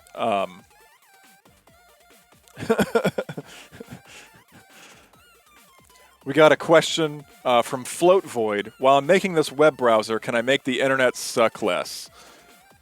I mean, this might actually make the internet suck more, if I'm being honest. We're going to create a brand new, really crappy browser to join all the rest of the really crappy browsers. Okay. Yeah, so the IntelliSense is not happy about this smart pointer. We don't even have a type for our title. Missed it. Let's add it right here.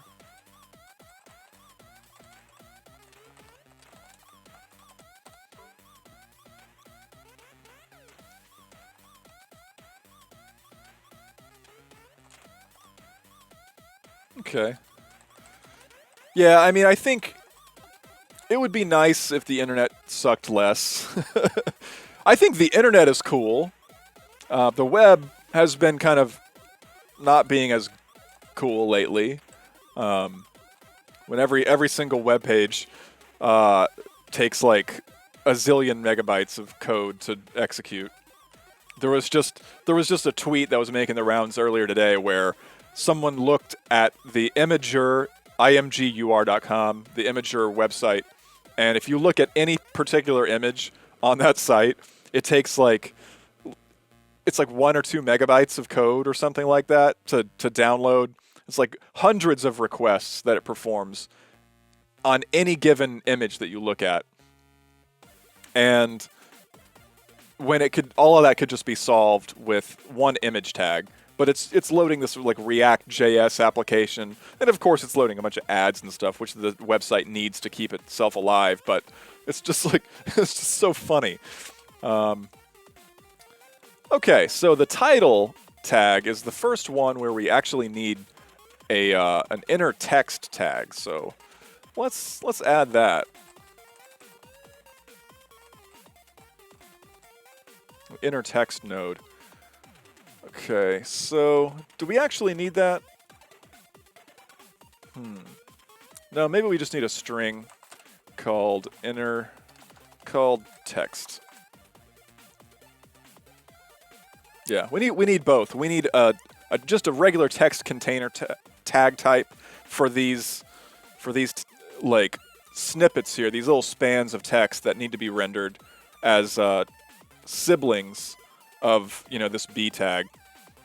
But we also need something that can contain the inner text of a given tag. Do we? I'm not sure. We can always change it later. Okay, so title.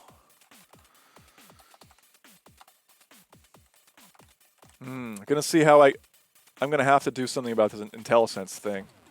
Maybe even remove the ref pointer stuff, because it's not helping me out. Title.text.create with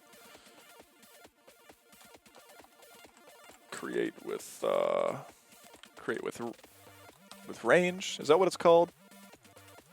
In our string, create with range. Yeah.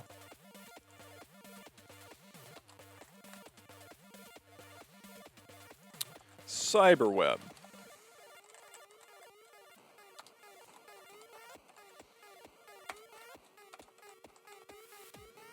Okay. I'm just going to remove all of these checks because this is debug code and it's going to make it harder to read while I'm working on it. And it's going to get thrown away later anyway.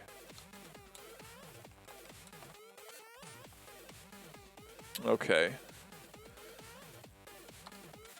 Does this build? It does build. Okay, we got the root, we got the head, we got the title. We need to do body.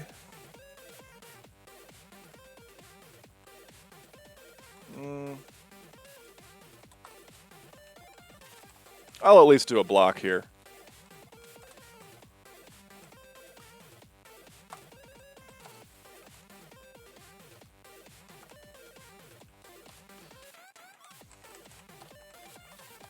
Children.push.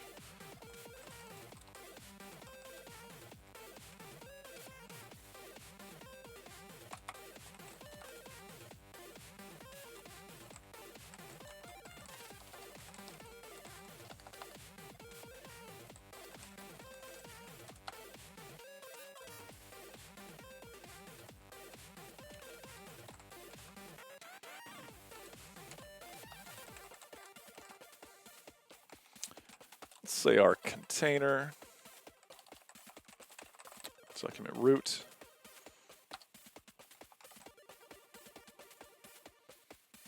Okay. Got all this to do.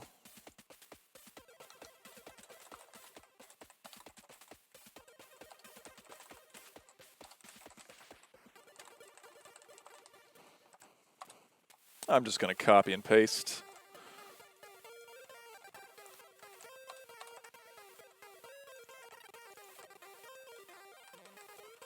Another great Chibi Tech song. Pheromone overdosage. Okay, body. Attributes dot set. BG color.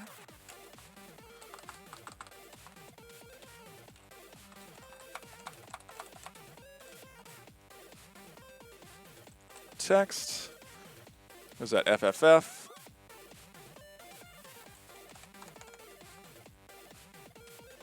link, A-link, and V-link.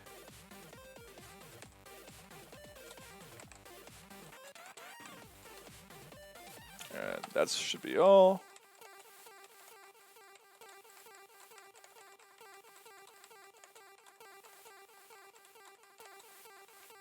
Okay. What language is this? This is C++.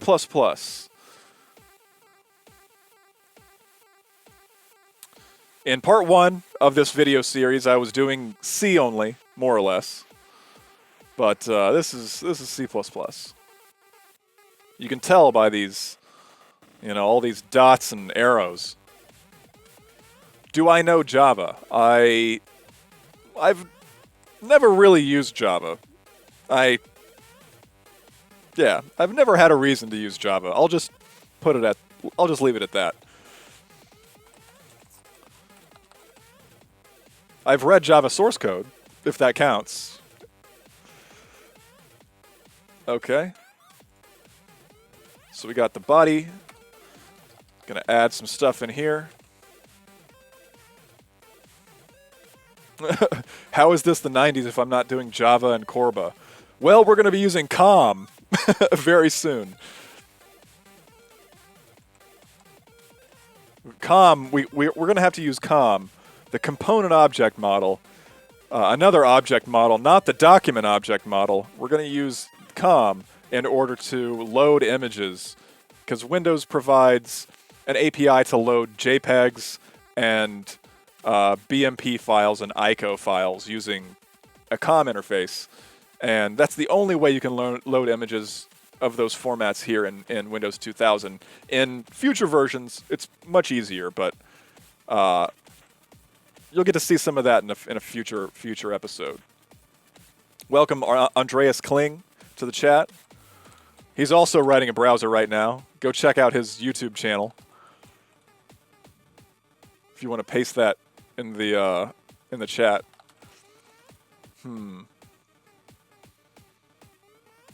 Web browser and operating system. Just very impressive stuff. Kind of got me started doing a lot of this stuff. So okay, let's create a H1 tag.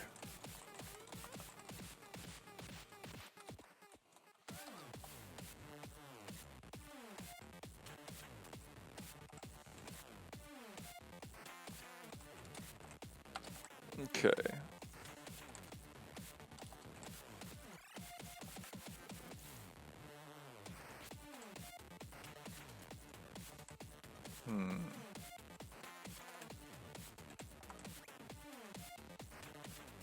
Conveniently, same text. Okay, our image. This is going to be interesting later on when we actually build in some image stuff.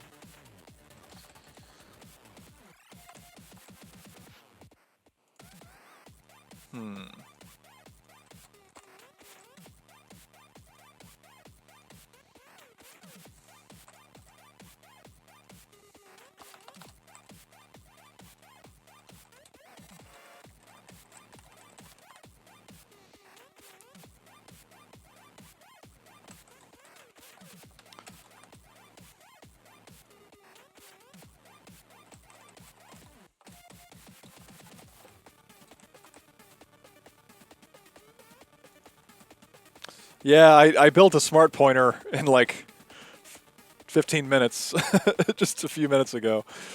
Yeah, I needed it. I didn't really need it, but I added it anyway. Yeah, the smart pointers are definitely going to do something dumb at some point. And maybe I'll remove them. Once I get it all working, I can just combine it into one big flat buffer. Oh yeah, forgot this range macro for our string view stuff. Just paste that in everywhere.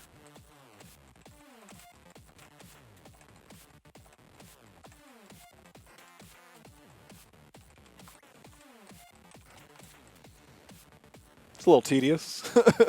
Probably should have done it the first time. Okay, we only have one logo and the alt CyberWeb. Yeah, I probably shouldn't have called it smart pointer. It's a reference counting pointer wrapper object. Reference counting pointer wrapper object. Okay.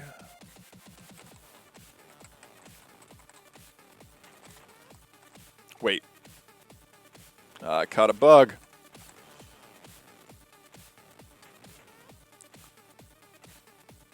Syntax errors.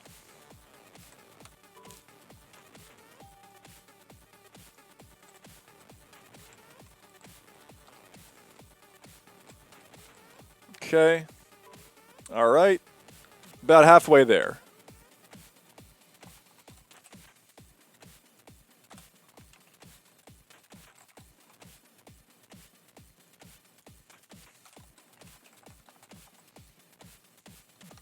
So for those of you who just tuned in, I'm basically building a data structure that will represent the DOM, the sort of the document object model, or the structure of this web page. And I'm doing that because I want to write the rendering code next. I want to put off the HTML parser until the final episode.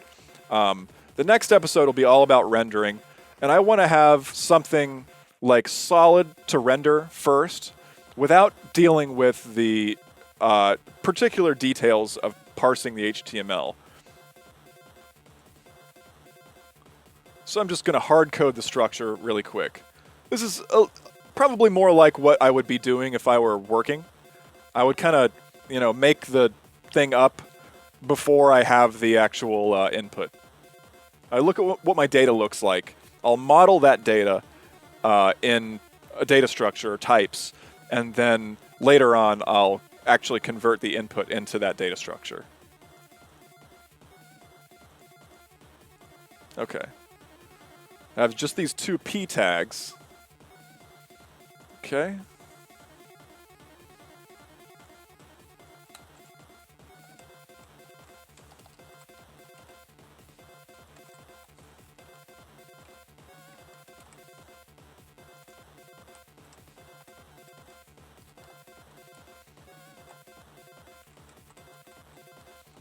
I noticed that our H1 does not have a type. So, okay. Okay, so our P tag is the first one that has these sort of like sibling text nodes.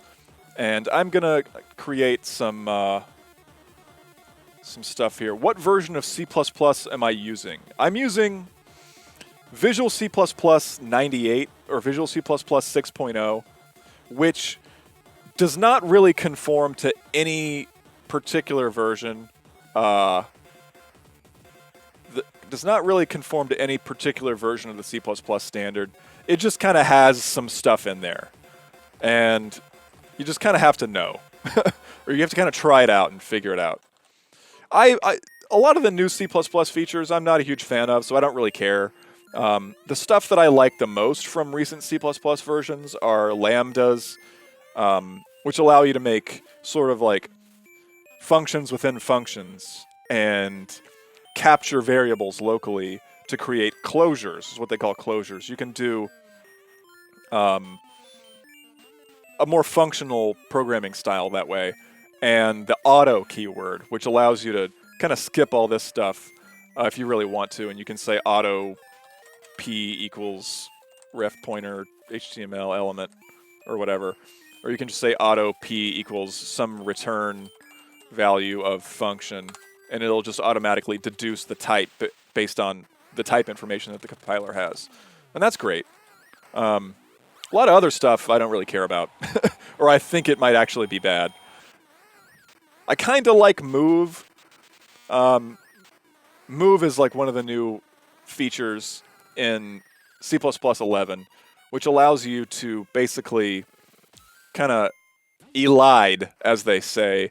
You can elide copies, and you can prevent copies of your objects from getting constructed and destructed all over the place, which is cool. But I think moves kind of make it a little hard, make everything a little harder to think about, which kind of sucks. And C++ is already pretty hard to think about.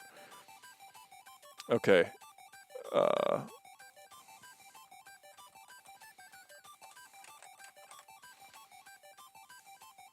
Welcome to the space. Let's just copy and paste.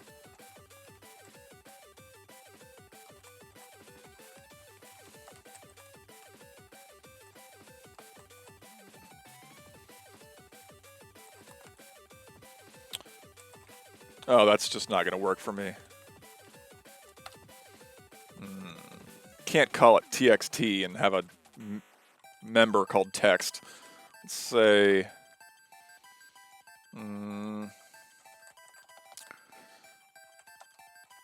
what should I call it?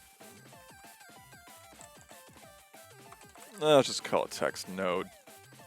It's corny, but at least I'm not repeating myself exactly one more time. Create with range.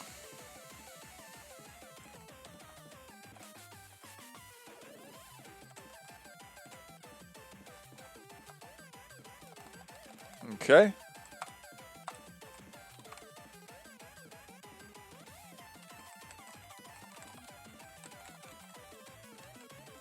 Okay, let's see if that builds. It builds. We're going to be doing pretty much the same thing a couple more times. We got the B, type B.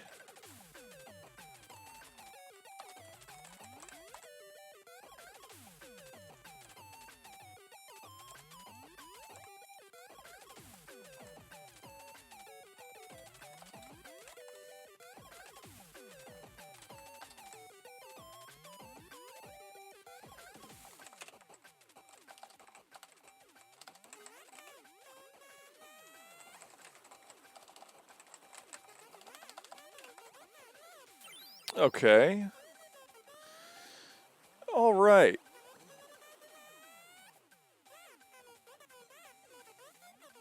That looks good.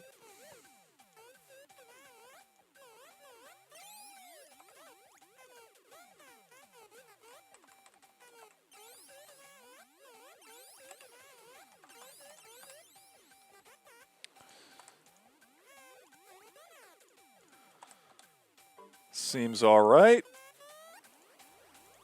And the final one.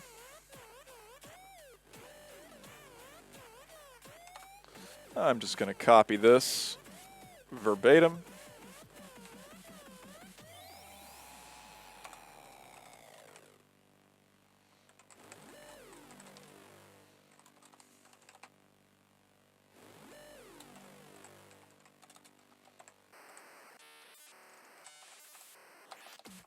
The second one.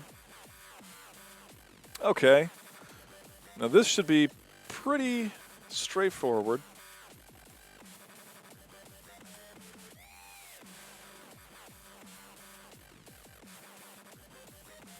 Visit my YouTube channel, which hopefully everyone's watching this video on after the Twitch stream.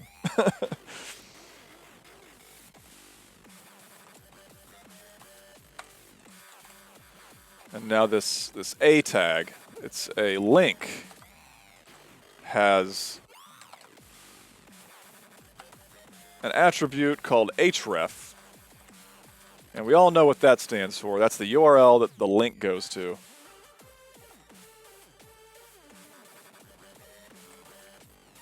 Why am I creating the DOM structure in my source file? Testing out something. Yeah, I am testing this out. Basically what I'm doing is I want to skip writing the HTML parser until later. I want to write like all of the code that actually does the, the DOM stuff and the rendering before I deal with parsing HTML, because number one, parsing HTML is it's kind of tedious, and there won't be a lot of visible results until the very end. So I want to put that off until the final episode. And also because this is the way that I tend to write code in general, is that, I just explained this a few minutes ago, but I look at the input that I'm going to take. I model the input in my head, and I say, okay, what kind of data structures is this input going to turn into? And then once I have those data structures, I'll sort of replicate what the input will turn into in terms of those data structures. I'll do whatever I need to do with that just to test out all the machinery, and then of course, I can deal with the actual real world input. And the actual real world input will eventually cause me to go through and make some changes. But I like to have a pretty good idea of what I'm doing up front. And one of the guys in the chat here, Andreas Kling, we had a conversation about whether I should take this project seriously or not, whether I should try and make a good application versus a sort of throwaway art piece. And I'm kind of leaning a little bit toward the try aspect, and in the end, it might not be that useful, but I think it might be more instructive for everyone for, just seeing how the process actually works. Okay. What was I doing? The A tag, attributes, dot set, href. Okay.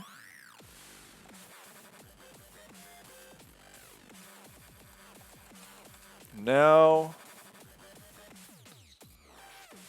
oh, we got another link.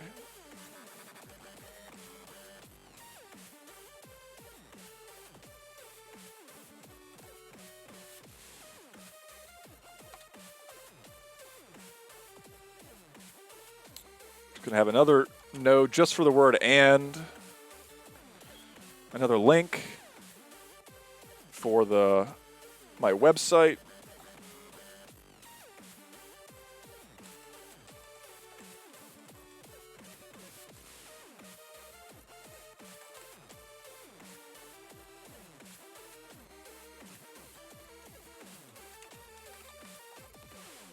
Yeah, so parsing HTML is gonna be a big task, and I'm gonna do it in the most primitive way I can possibly get away with.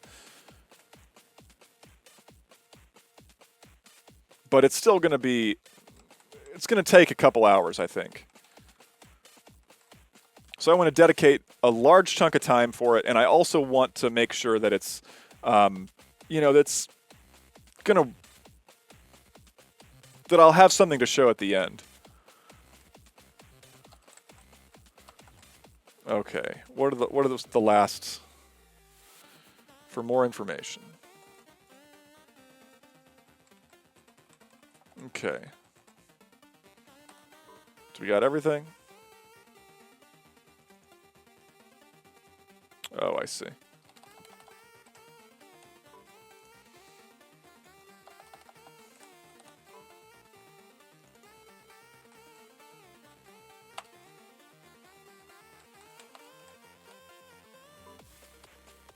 Okay, so that should be everything. And just as the final task, gonna run through and create a function that will take a given DOM node and will go and print out everything that is inside of it.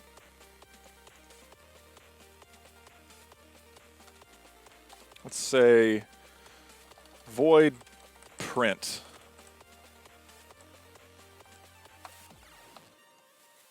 Let's say node type. Let's say %s.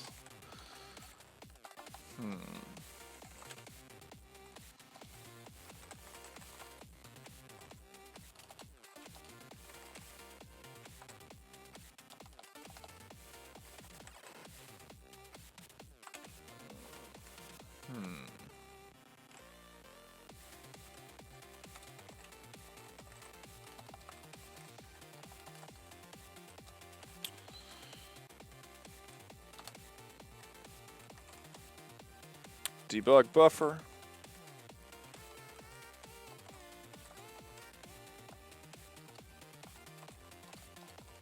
My typos are increasing, so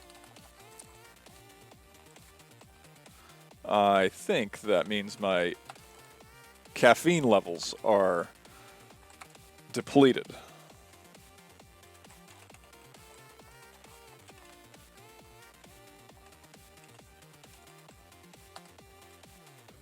Okay. How about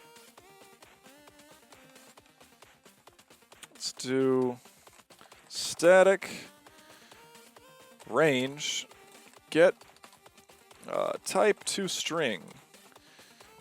HTML element type. Let's write a function that'll convert our integer type to a string. So let's do range result switch type case. Let's just copy all these cases here.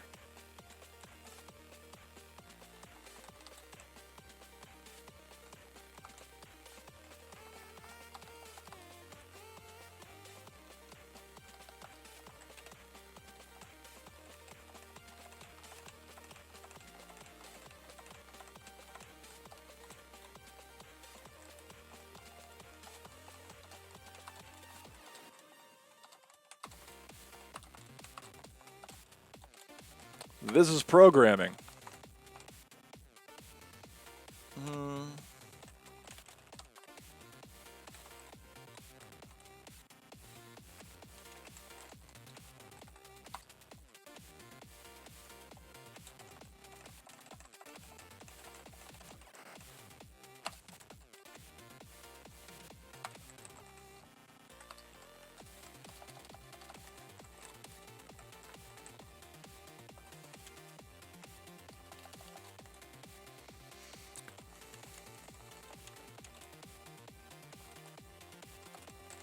This is a little hack here. You can say, you know, just a string literal is not 0, and that will fail an assert because, like, this string literal will actually have a memory location. It will not be 0. So the assert will fail, and it'll display the message.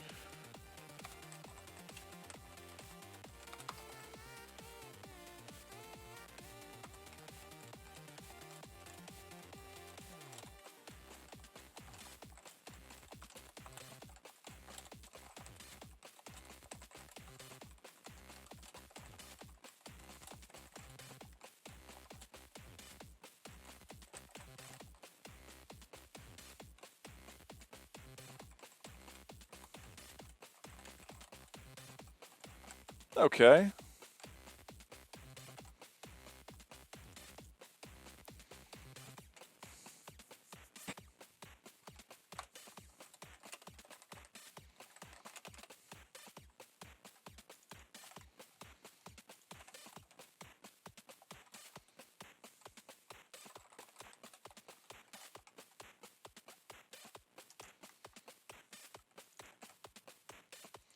What is my favorite content on the Internet Archive? I really like, there's like, you know, this is related to this stream, but I really like they have an archive of old operating system images. So they have like an archive of ISO files for like old versions of Windows, and they have like OS2 and a bunch of other cool stuff. And it's cool that they even do that. Like they didn't have to do that. And it's also like the copyright's a little bit questionable, but somehow they get away with it.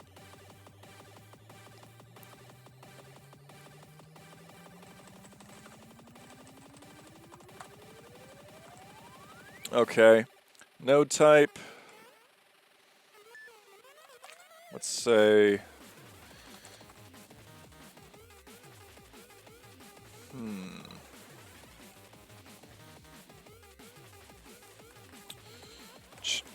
children.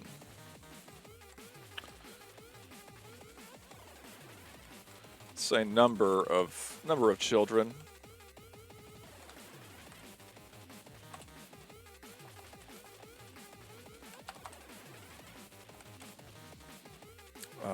And number of children can come from children.length.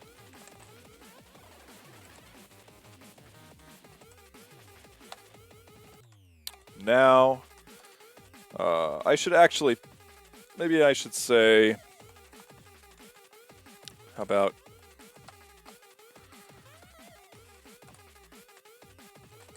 text %s. That'll be our text dot buffer.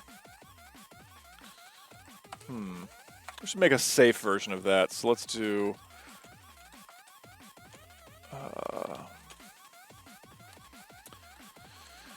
const char text equals text inner text equals text dot buffer question equals is not null question mark text dot buffer. So if the buffer is not null, we'll return the buffer. Otherwise, we'll say none.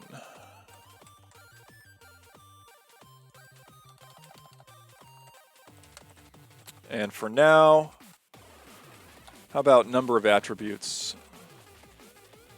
We're not going to actually print those out yet, because I think we need something like a string builder type or some functionality like that to make it kind of decent. Okay, first argument is our node type string. Second argument is our children, number of children. Third argument is number of attributes dot length.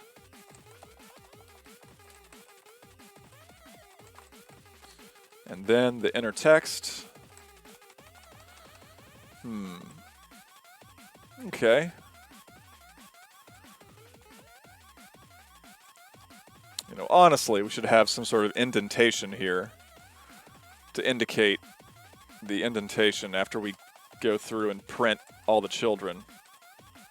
So for count I equals 0. No, we don't need to do that. Yeah, we do, actually. How about output debug string A, debug buffer. Yeah, let's add some indentation. So indent level. Let's just pass the indent level to each node. Start out at 0. And then we'll create a little string buffer. You know what? Yeah, a little string buffer for all the indentation. This is going to be a little dirty, but how about...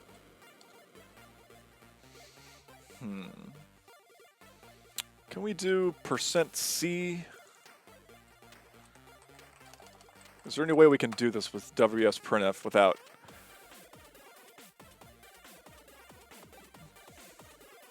single character, string. No, there's not really a great way of doing this.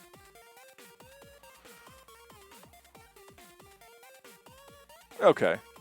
I just want to get this done as soon as possible. So...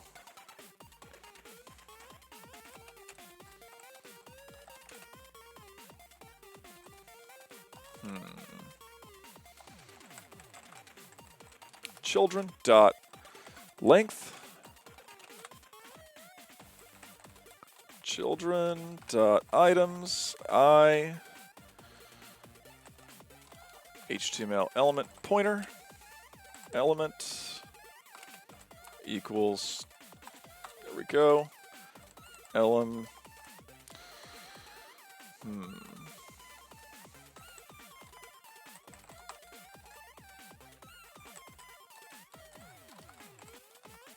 Okay.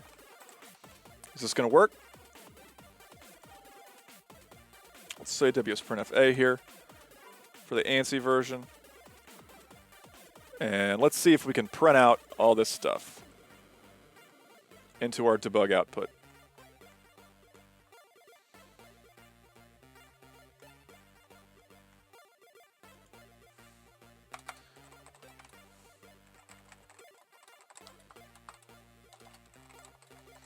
Might get a crash here. Still haven't gotten one crash the entire time we've built this. So, which is pretty good for programming in C++. So root, let's just print this out with indent level of 0.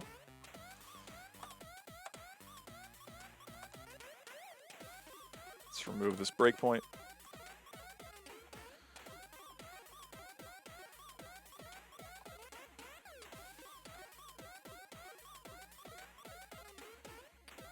Type string, what is type string? Root node, that's correct.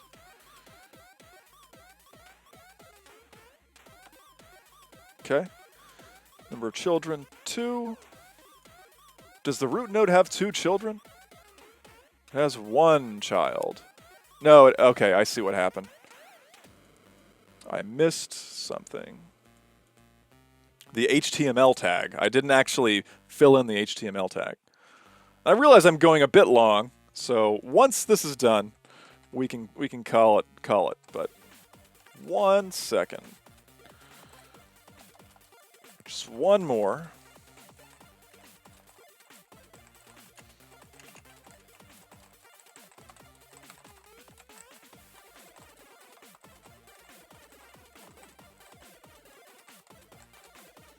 Okay.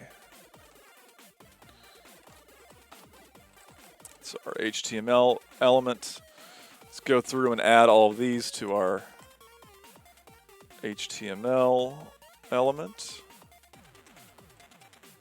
Let's just add some indentation here to make it clearer.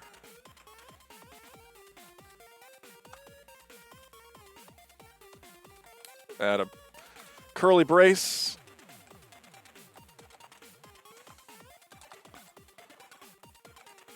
Root children dot push HTML.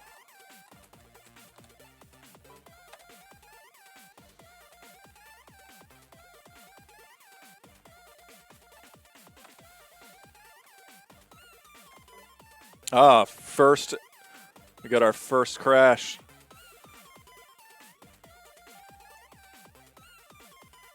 So what do we got here?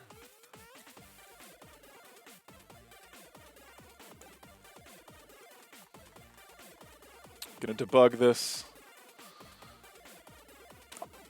How much you want to bet our actual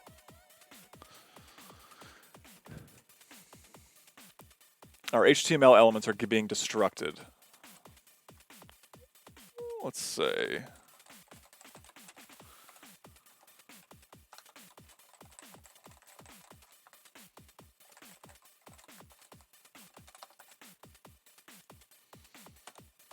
Smart Pointer's probably messing with us.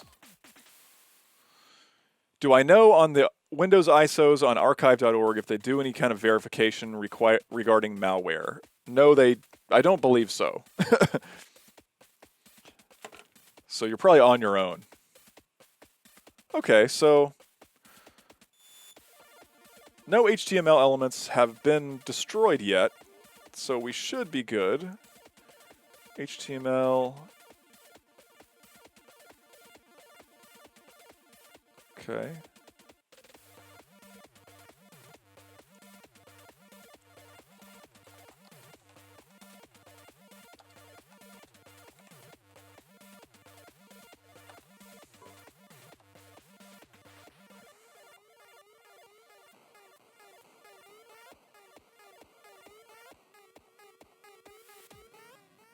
Okay. It's children. Items.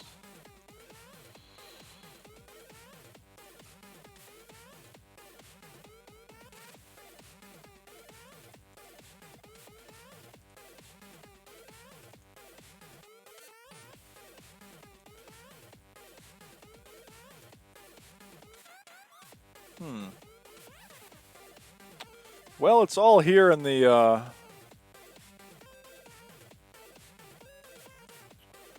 structure.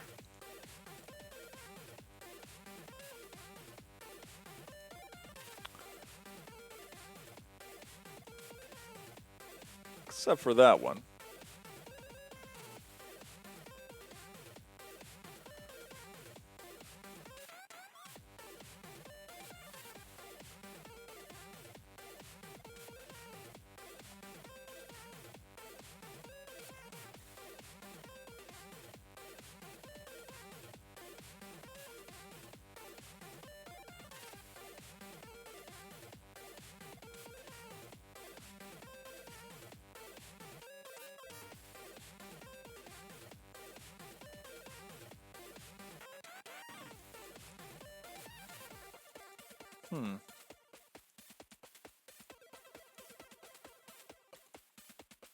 Okay. Seems like one in particular is causing the crash. So the root node's good. The HTML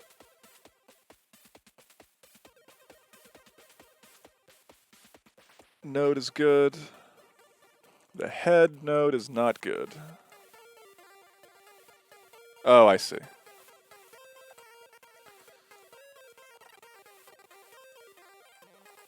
Maybe I don't see.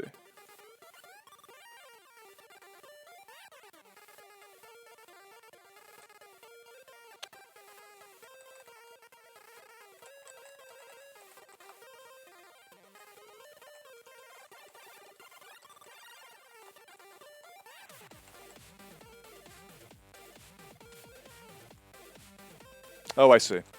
That's what it was. Well, I hope.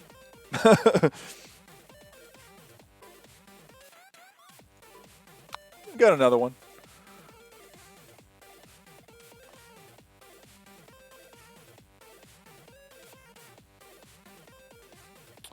HTML head title, body, H1, image, P, B, CyberWeb. Text node, P. Text node, visit my... Okay.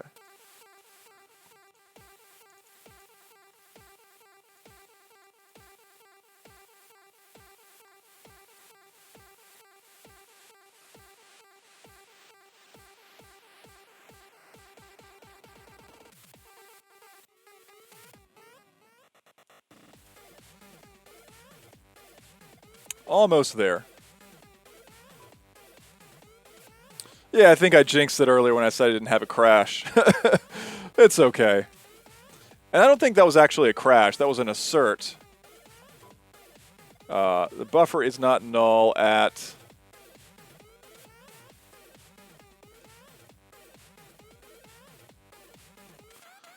RTL.h 159.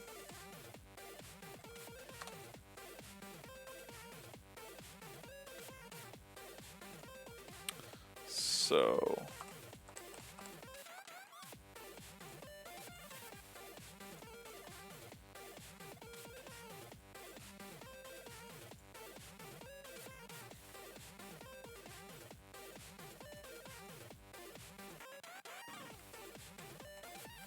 Oh, I think that's actually fine.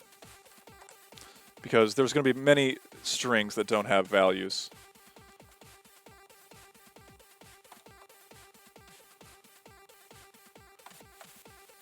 Okay, so we're crash free. Are we getting the output that we want, though? That's the question. Did I just close the output view?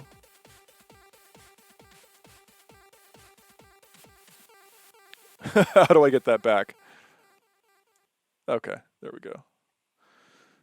Okay. H1 CyberWeb. Number of attributes 2. This is a video about CyberWeb. Welcome to the CyberWeb homepage. Visit my... Okay. So it looks like the links are not rendering correctly, are not outputting their text correctly. So I wonder why that is.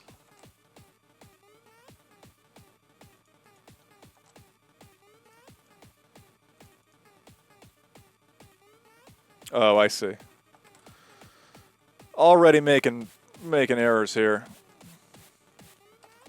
adding a child to it's adding itself as a child. Probably made that error up here too, right?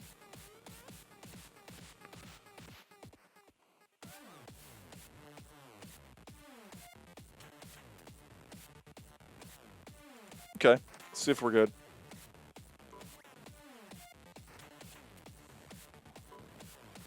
Up. Where's that? Where is that?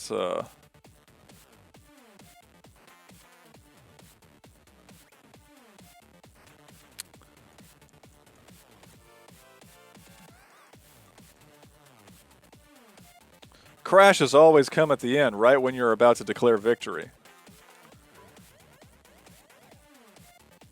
Just gonna make sure this is all right.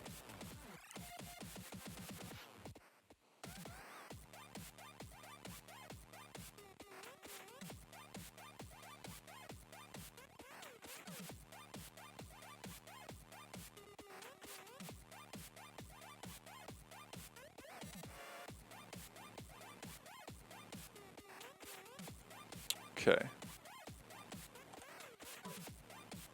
Just gonna sort of binary search for the problem. Maybe not binary search. Okay. It's a great IDE. You know, like I think it would be cool if Microsoft released it as open source. You know, it's so old that it wouldn't even matter. You should build an IDE.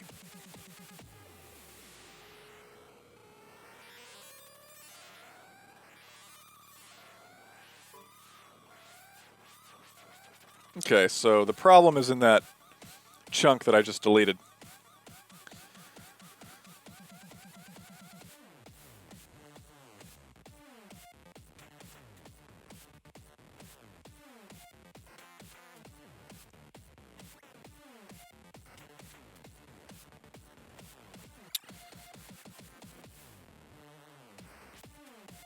No idea what's going on.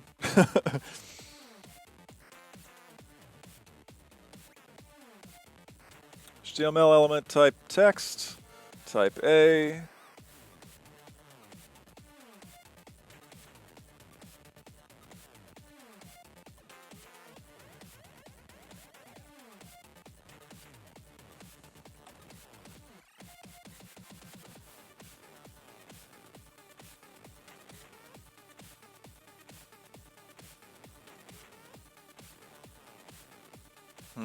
I see. It's not getting attached somewhere.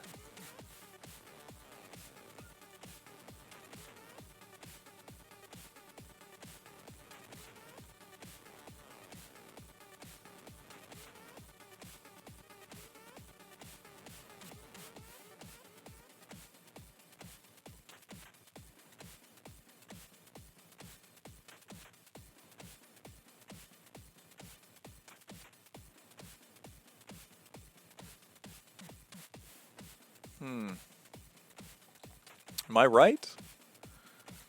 It's not getting attached. It looks like it's getting attached.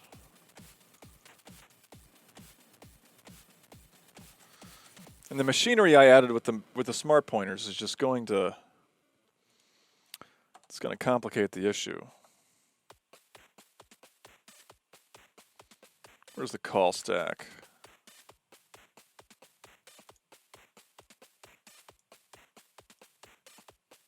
Can I add this down here? Okay.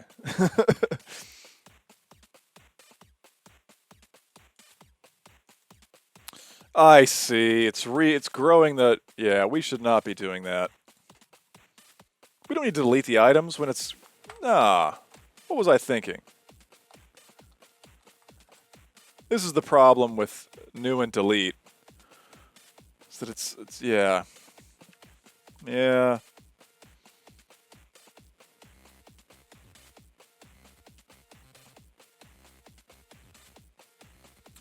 This is quite annoying.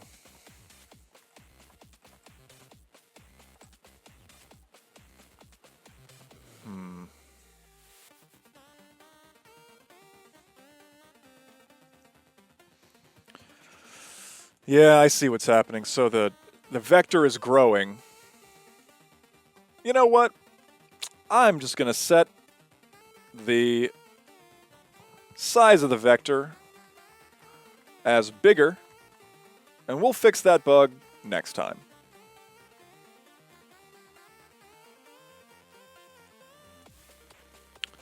It's growing the vector. Let's just go ahead and say that it has 8 children instead of 4. Because we've clearly already exceeded that limit anyway. And next time I'll put a note in here saying, to do. This causes a crash due to ref pointer objects being deleted when they shouldn't be.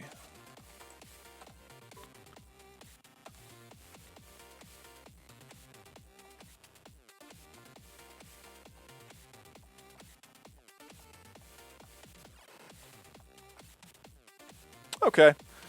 Crash has been patched over. And one thing I want to do, really quick, I do want to make this a little nicer to look at. So I'm going to go ahead and add some indentation to each line.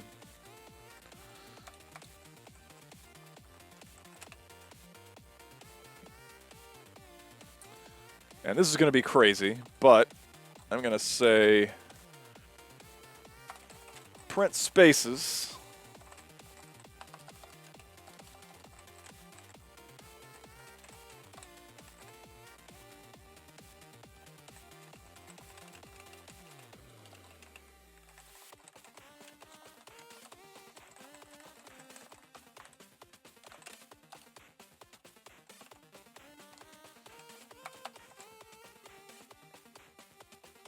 Let's use spaces instead of tabs. 1, 2, 3, 4. 4? Yeah. Maybe 2.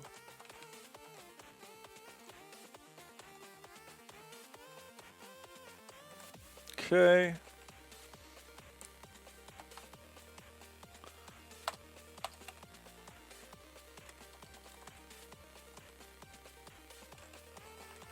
I'm going to separate these into separate lines.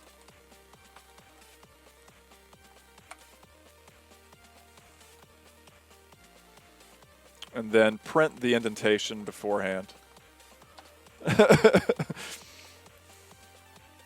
Yeah, it's pretty hacky. I'm okay with that for now. The whole project is kind of like that.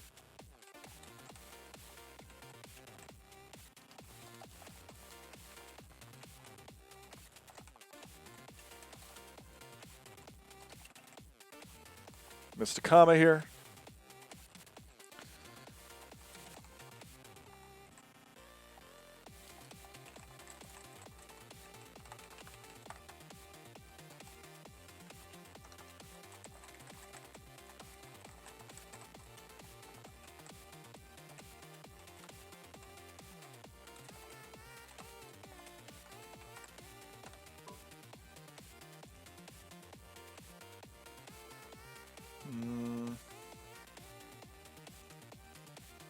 What am I doing here?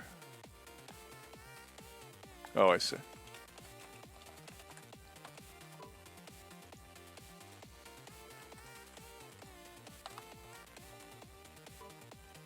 Okay. There should be a space tab directive in printf. I think there actually is something that you can use to repeat a character a certain number of times. I think. Maybe there isn't, but I know that the WSPrintf function in Windows is like very limited. It doesn't support a bunch of stuff that it should. And by should, I mean, I don't know what I mean by that, but it doesn't support floating point printing, for instance, which makes sense because if you look at how to do that, it's kind of insane. Like IEEE 754 floating point numbers are just, absolutely ridiculous. Like, it's crazy that that became the standard, and that's the thing that everyone uses is encoded into every CPU. Since the early '90s, it's just like a very difficult to use format. Like if you're writing some string functions like on your own that you want to print that stuff out, it just good luck. So it makes sense why they didn't do it here. But what you said, Buzzard, it would be nice if printf had that. I'm doing it in like an extremely crappy way here, but it should be fine. Unless I just totally screwed something up and it's gonna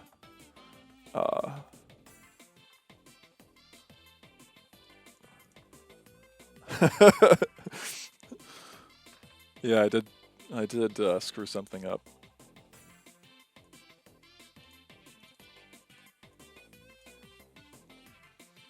Almost there.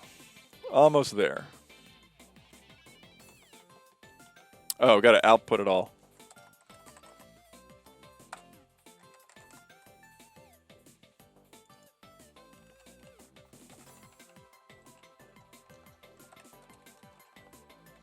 See, this is where lambdas would come in handy. Definitely. I guess I could do it with macros.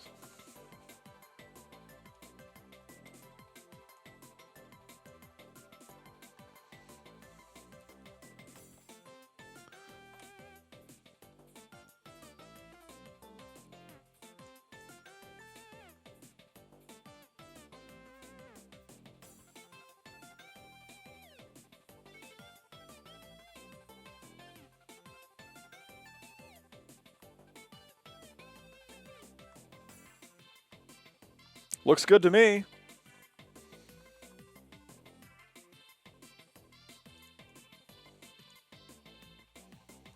Why isn't the HTML and the head and the title indented too? That's a bit suspect.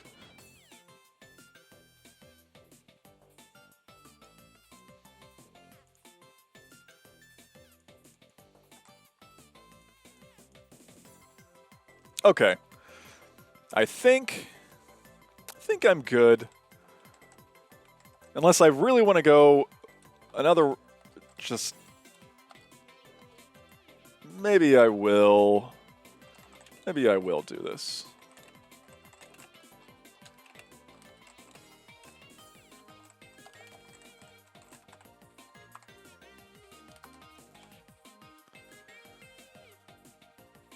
Separating the new and the constructor invocation seems error-prone.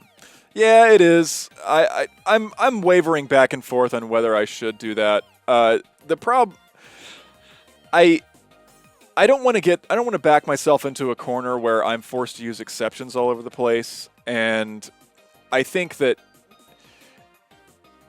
I'll have to think a little bit more about that.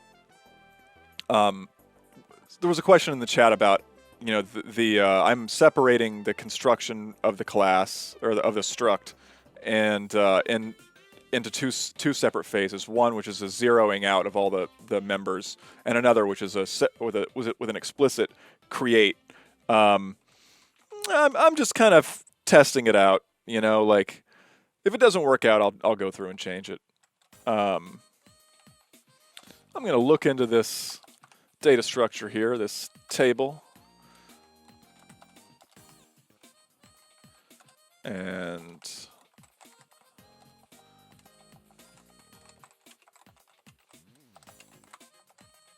I'm going to output our attributes.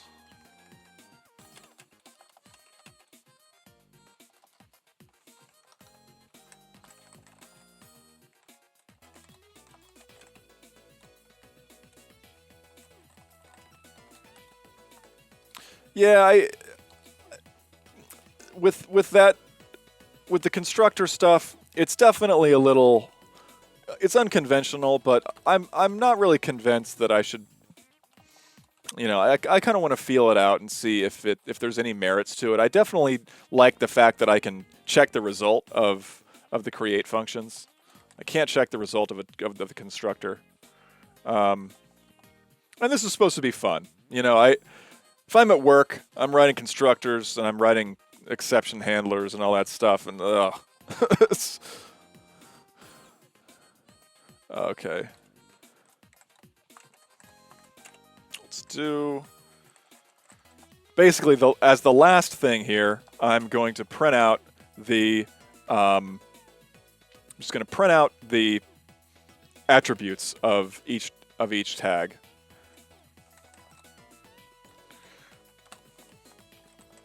I'm going to look into this string table type here and use its sort of like internals, which I allowed for that by making everything public.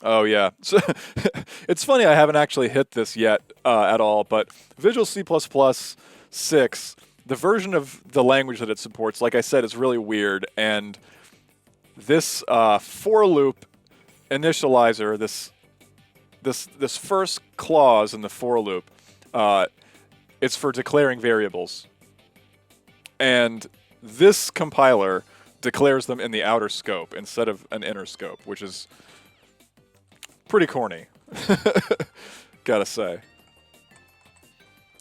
To be safe, I'm just gonna say, call it A.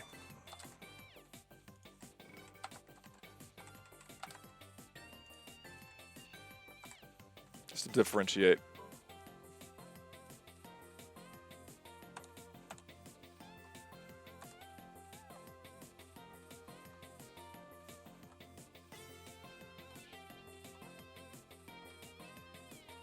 Okay, looks like it's working.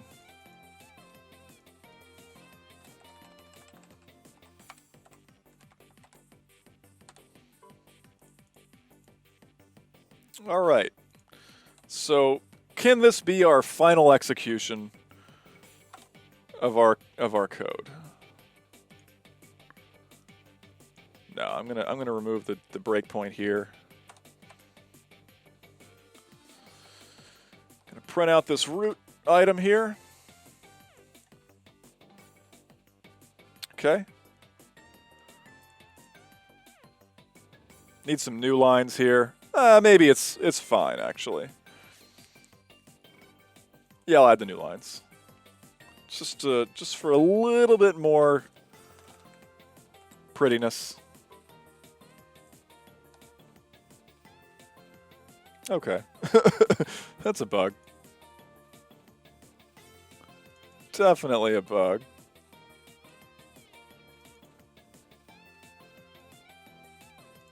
It's a beautiful IDE, even if it has bugs.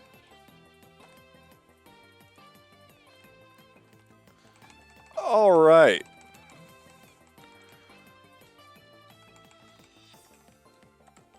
So I'm going to copy this into Notepad. Maybe I should copy it into Typer.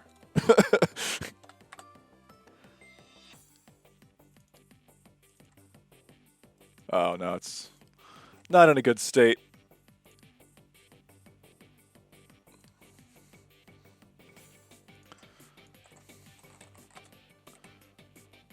All right.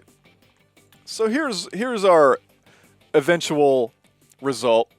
We've got our document object model that we've sort of constructed manually internally in the CyberWeb application that mirrors our page, our cyberweb.surf homepage. And we did this because, again, I wanted to take this input, model it in terms of data structures that we could use later on to build more sophisticated